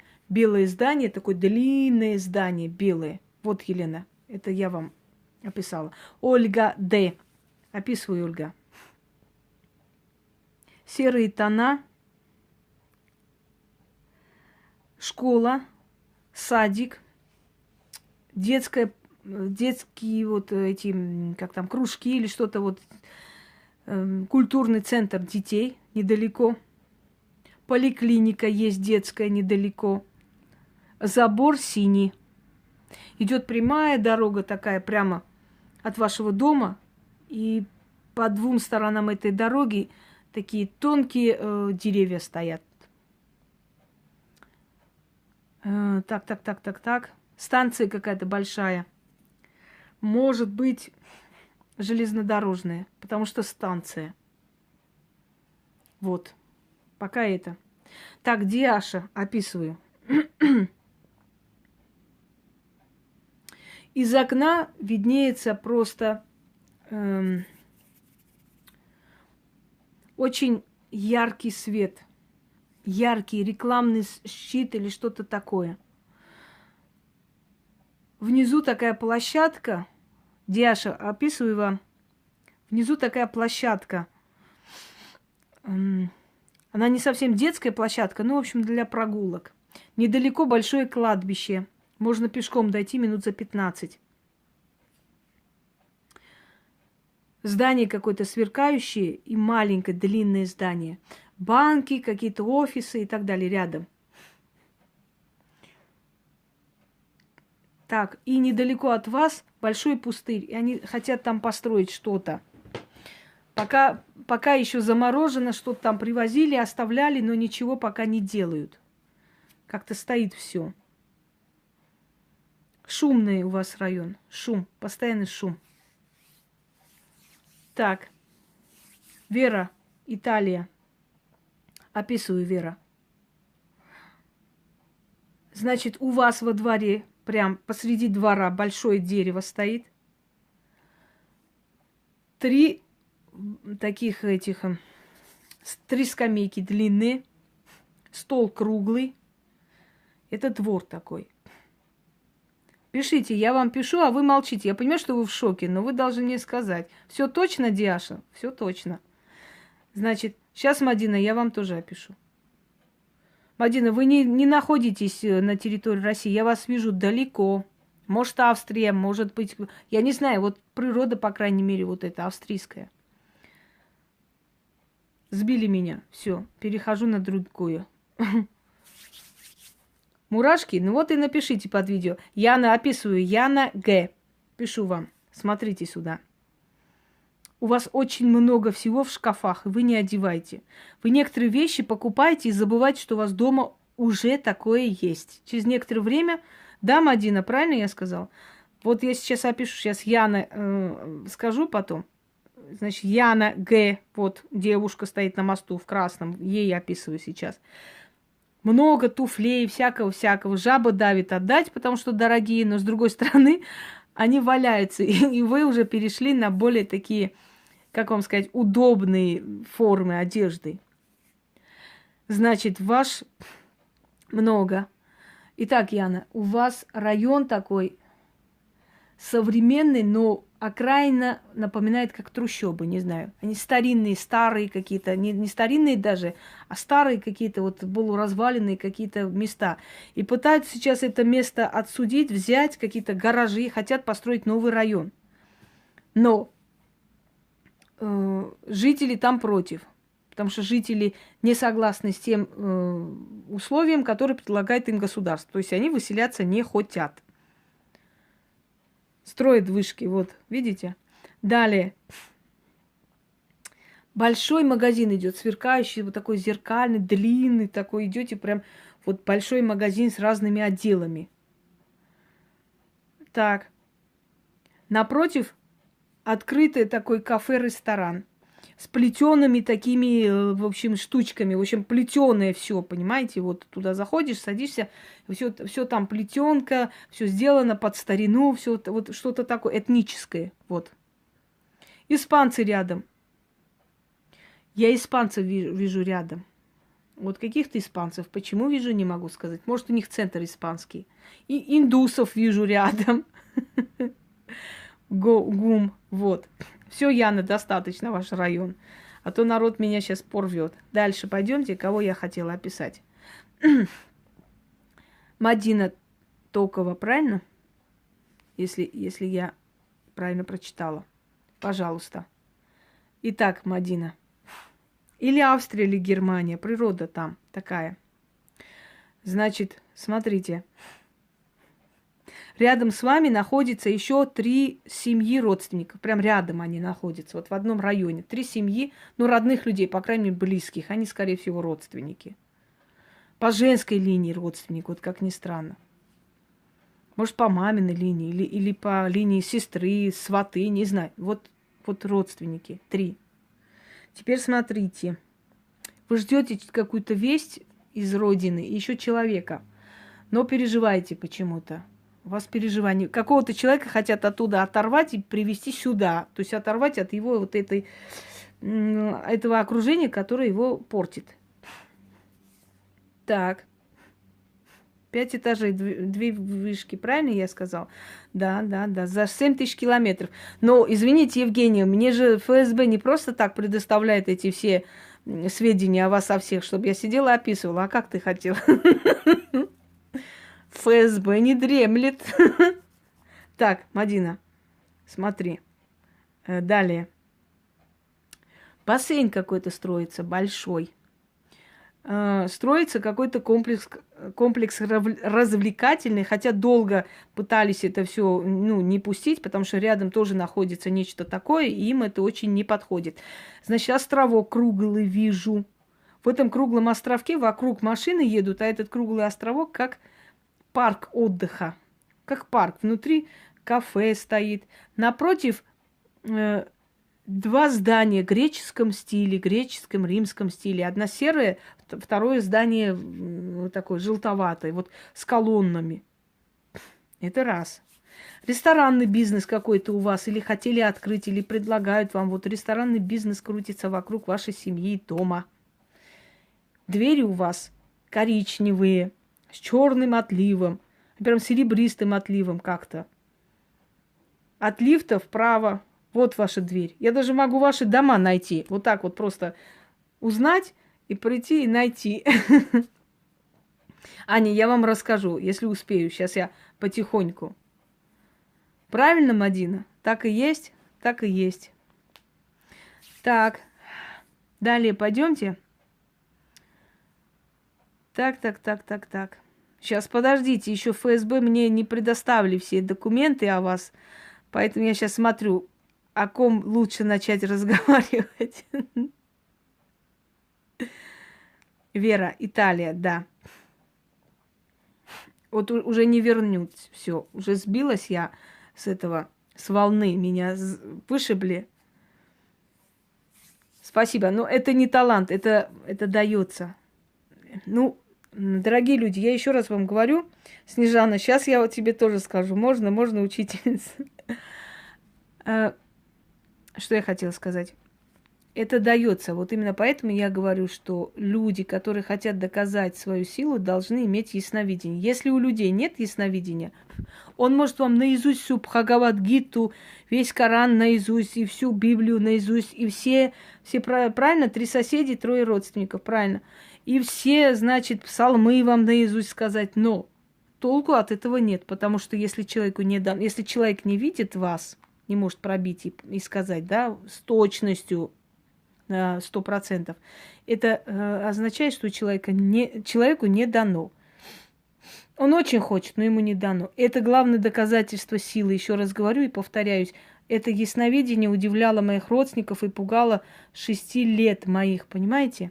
Вот это ясновидение, оно пугало всех.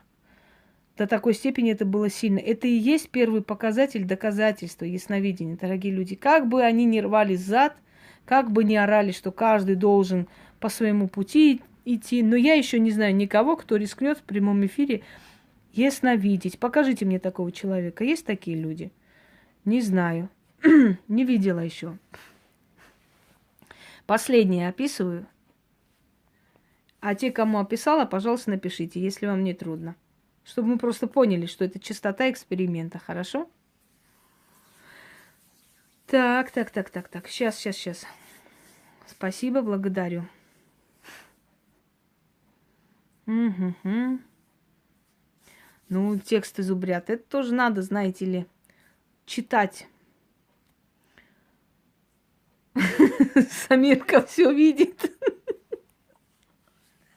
Я не знаю, что Самирка видит, но он точно не видит, что я сейчас отключусь, пойду выпью чай и сделаю 2 ритуала, которые он этой херней мается, выставил для детей. Я сейчас правильно покажу, как должно быть. И я покажу работу. Я покажу такой высший пилотаж, что Самиркины ритуальчики рядом с этими ритуалами просто померкнут. И я это сделаю, потому что детей защищать не псалмами, а определенными ритуалами, которые называются работа. Может, ему это еще не очень понятно, но скоро поймет. 50 ритуалов в день придумать. Ну так и извините, он же сказал, я вам скоро подарю такие ритуалы, которые сам не пробовал, да? Но от своей души вам отрываю. Вот. Даже сам не пробовал, но вам дам. Да, все, сюморили, товарищи, очень приятно. Сейчас, народ, сейчас я определюсь, опишу последнее. Содрать у практика. Ну, у меня можно содрать только название. Рекламный щит увидели, кладбище огромное рядом. Значит, правильно. Но не здесь пишите. Пишите под роликом те, кому я ответила. Если вам не сложно. Потому что мы проверим, насколько... Мне тоже самой интересно, насколько я увидела у вас и насколько это так и есть. Поэтому, если вы не против, напишите под именно роликом. Будет правильнее, да? Почитаем, поймем, сделаем анализ, как, чего и что. Спасибо, Жасмин. Какие враги, Господи, какие враги? Когда тараканы у тебя дома, они твои враги, что ли? Нет, они мешаются под ногами. Ты раз дихлофосом им по носу.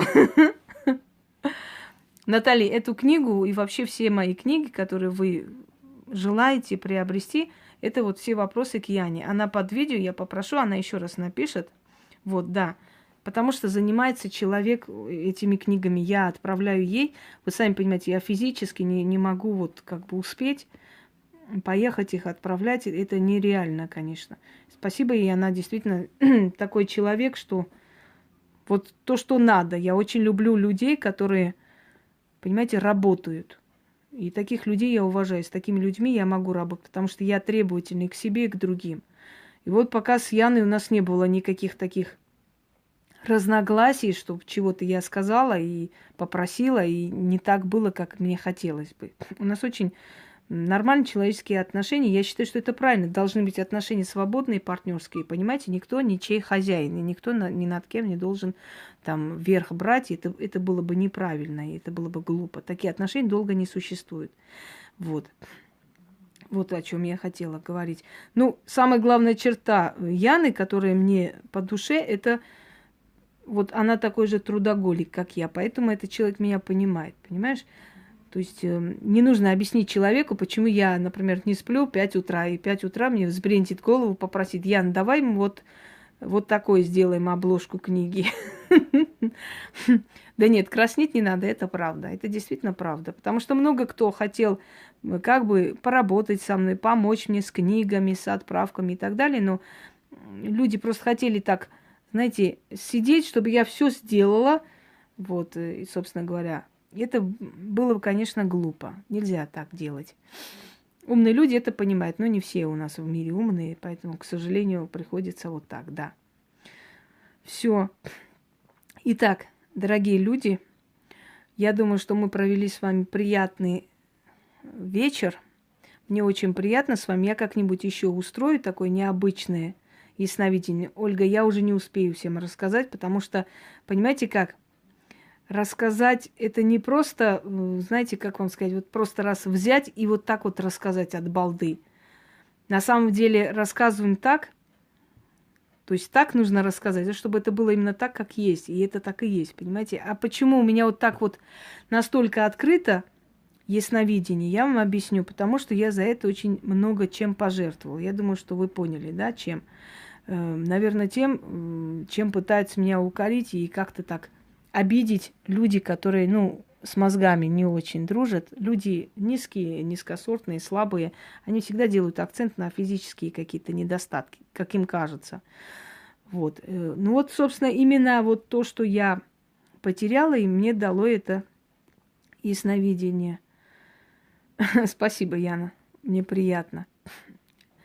И я еще раз вам говорю, что человек, у которого нет ясновидения,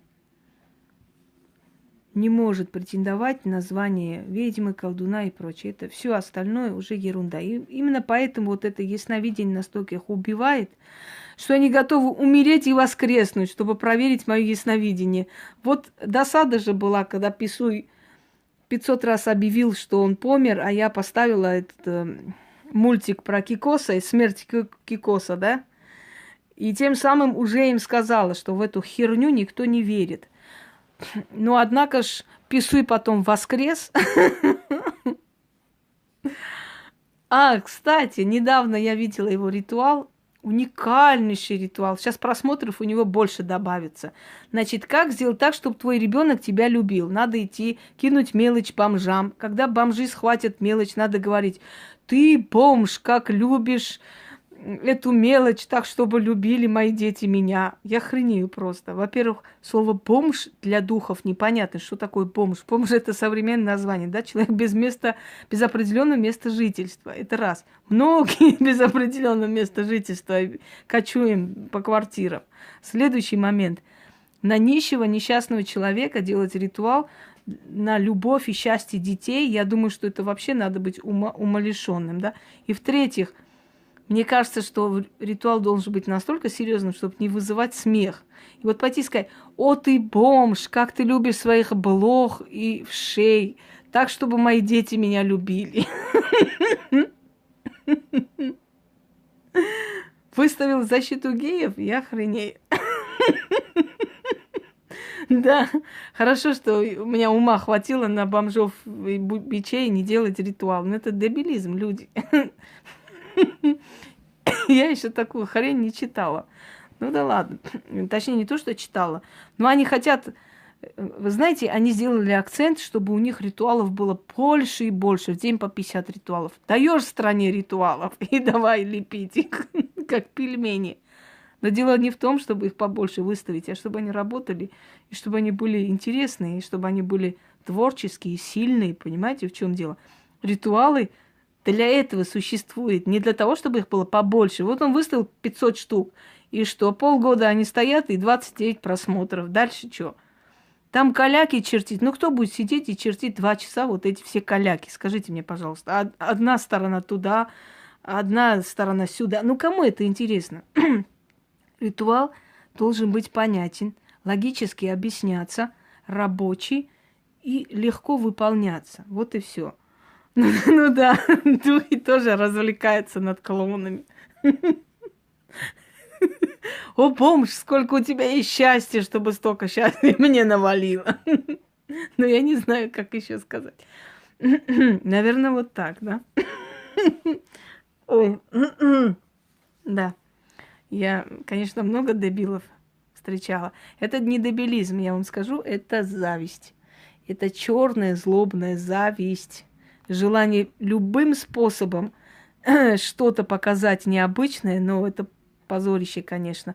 Мне единственное, что возмутило в его этих ритуалках, где он голубя зарезал, вот я бы ему башку снесла. Знаешь, как будто он из этого ИГИЛа пришел, этот козлина.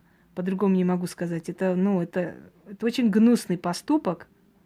Взять и убить живое создание прямо перед камерой. Для чего? Для развлечения, чтобы показать себя лучшим, да? Вот это существо еще сидит и говорит про какие-то порчи, про что-то и прочее, прочее. Мне стало жалко. Это живое существо и его сучий поступок, да. Потому что это, во-первых, смотрят дети, и вообще голубя не режут для ритуалов. Таким способом тем более. Понимаете, хотел он показать, что он крутой колдун, но показал, что он чмо недобитое. Это все, что он показал, собственно говоря. Сирота казанская. Есть такой ритуал. Вот сейчас говорю, я ему обеспечу вот просмотры про бомжа ритуал. Защита всех бомжей и прочее, прочее. Это смехоподобно. Когда человек создает что-то на зло кому-то, да, нацеленный на слово «на зло», то это идет на зло. И ему, и всем остальным тоже. Создавать нужно от души для хорошего или для плохого, если ты кому-то хочешь. Но от души и с творчеством подходить и логически объяснять, зачем это нужно, да. Но не на зло. Вот на зло Хосроева я сейчас, выставлю ритуал с бомжом, и все будут знать. Конечно, он меня боится. Все они меня боятся. Если бы они меня не боялись, они бы потом не ходили и не писали друг о друге, не капали бы и не оправдывали, что это были не они, что их кто-то взломал или взял их фотографию, от их имени что-то сделал. Это смешно. Настолько трусливые твари, что даже отвечать за свои поступки открыто не могут и сказать: да, это мы сделали, да? Собственно говоря. Ну да ладно. Главное, чтобы он перед экраном потом Самирку не зарезал, а остальное ерунда. Вот в чем проблема.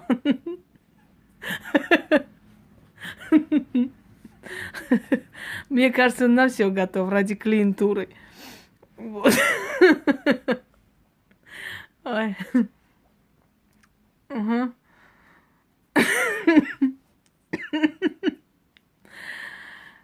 Так, дорогие друзья, мы очень весело, приятно провели с вами время. Желаю всем спокойной ночи. Я иду творить. Я обещала, что я буду каждый ритуал этого чудища в перьях, который 50 раз этот псалом читать. Люди, я еще раз вам говорю, дорогие товарищи, там аудитория в основном мусульманская. Какие псалмы из Библии они должны читать своим детям? Можете мне объяснить? Это во-первых. Во-вторых, если человек колдует, то колдует. Говорит, вот надо вот так делать, это читать, это. А в чем твое колдовство, если ты людям будешь говорить, вот из этой книги страницы такой-то, читайте 15 раз, а в чем твоя работа состоит? Мне просто интересно. Это раз, да? Потом, что я хотела еще сказать.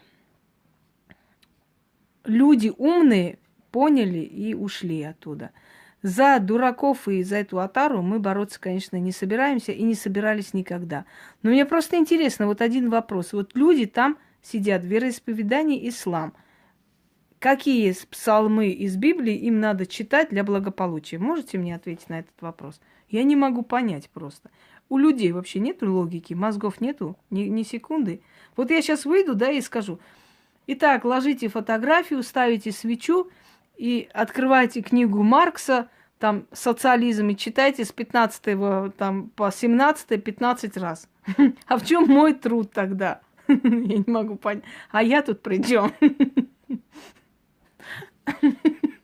Да. Ой. Свечи, купленные у нас в храме, недействительные. Внизу подпись: Господь Бог. Что-то из этого ряда. Ну пусть читает, ради бога. Просто логику-то включить можно людям на 5 минут и спросить, а зачем мне это, собственно, надо? Ладно, дорогие люди, поблагодарим книгу, которая вам помогла, и те силы, которые вам помогли и ответили, и те духи, которые вам отвечали через меня. Да.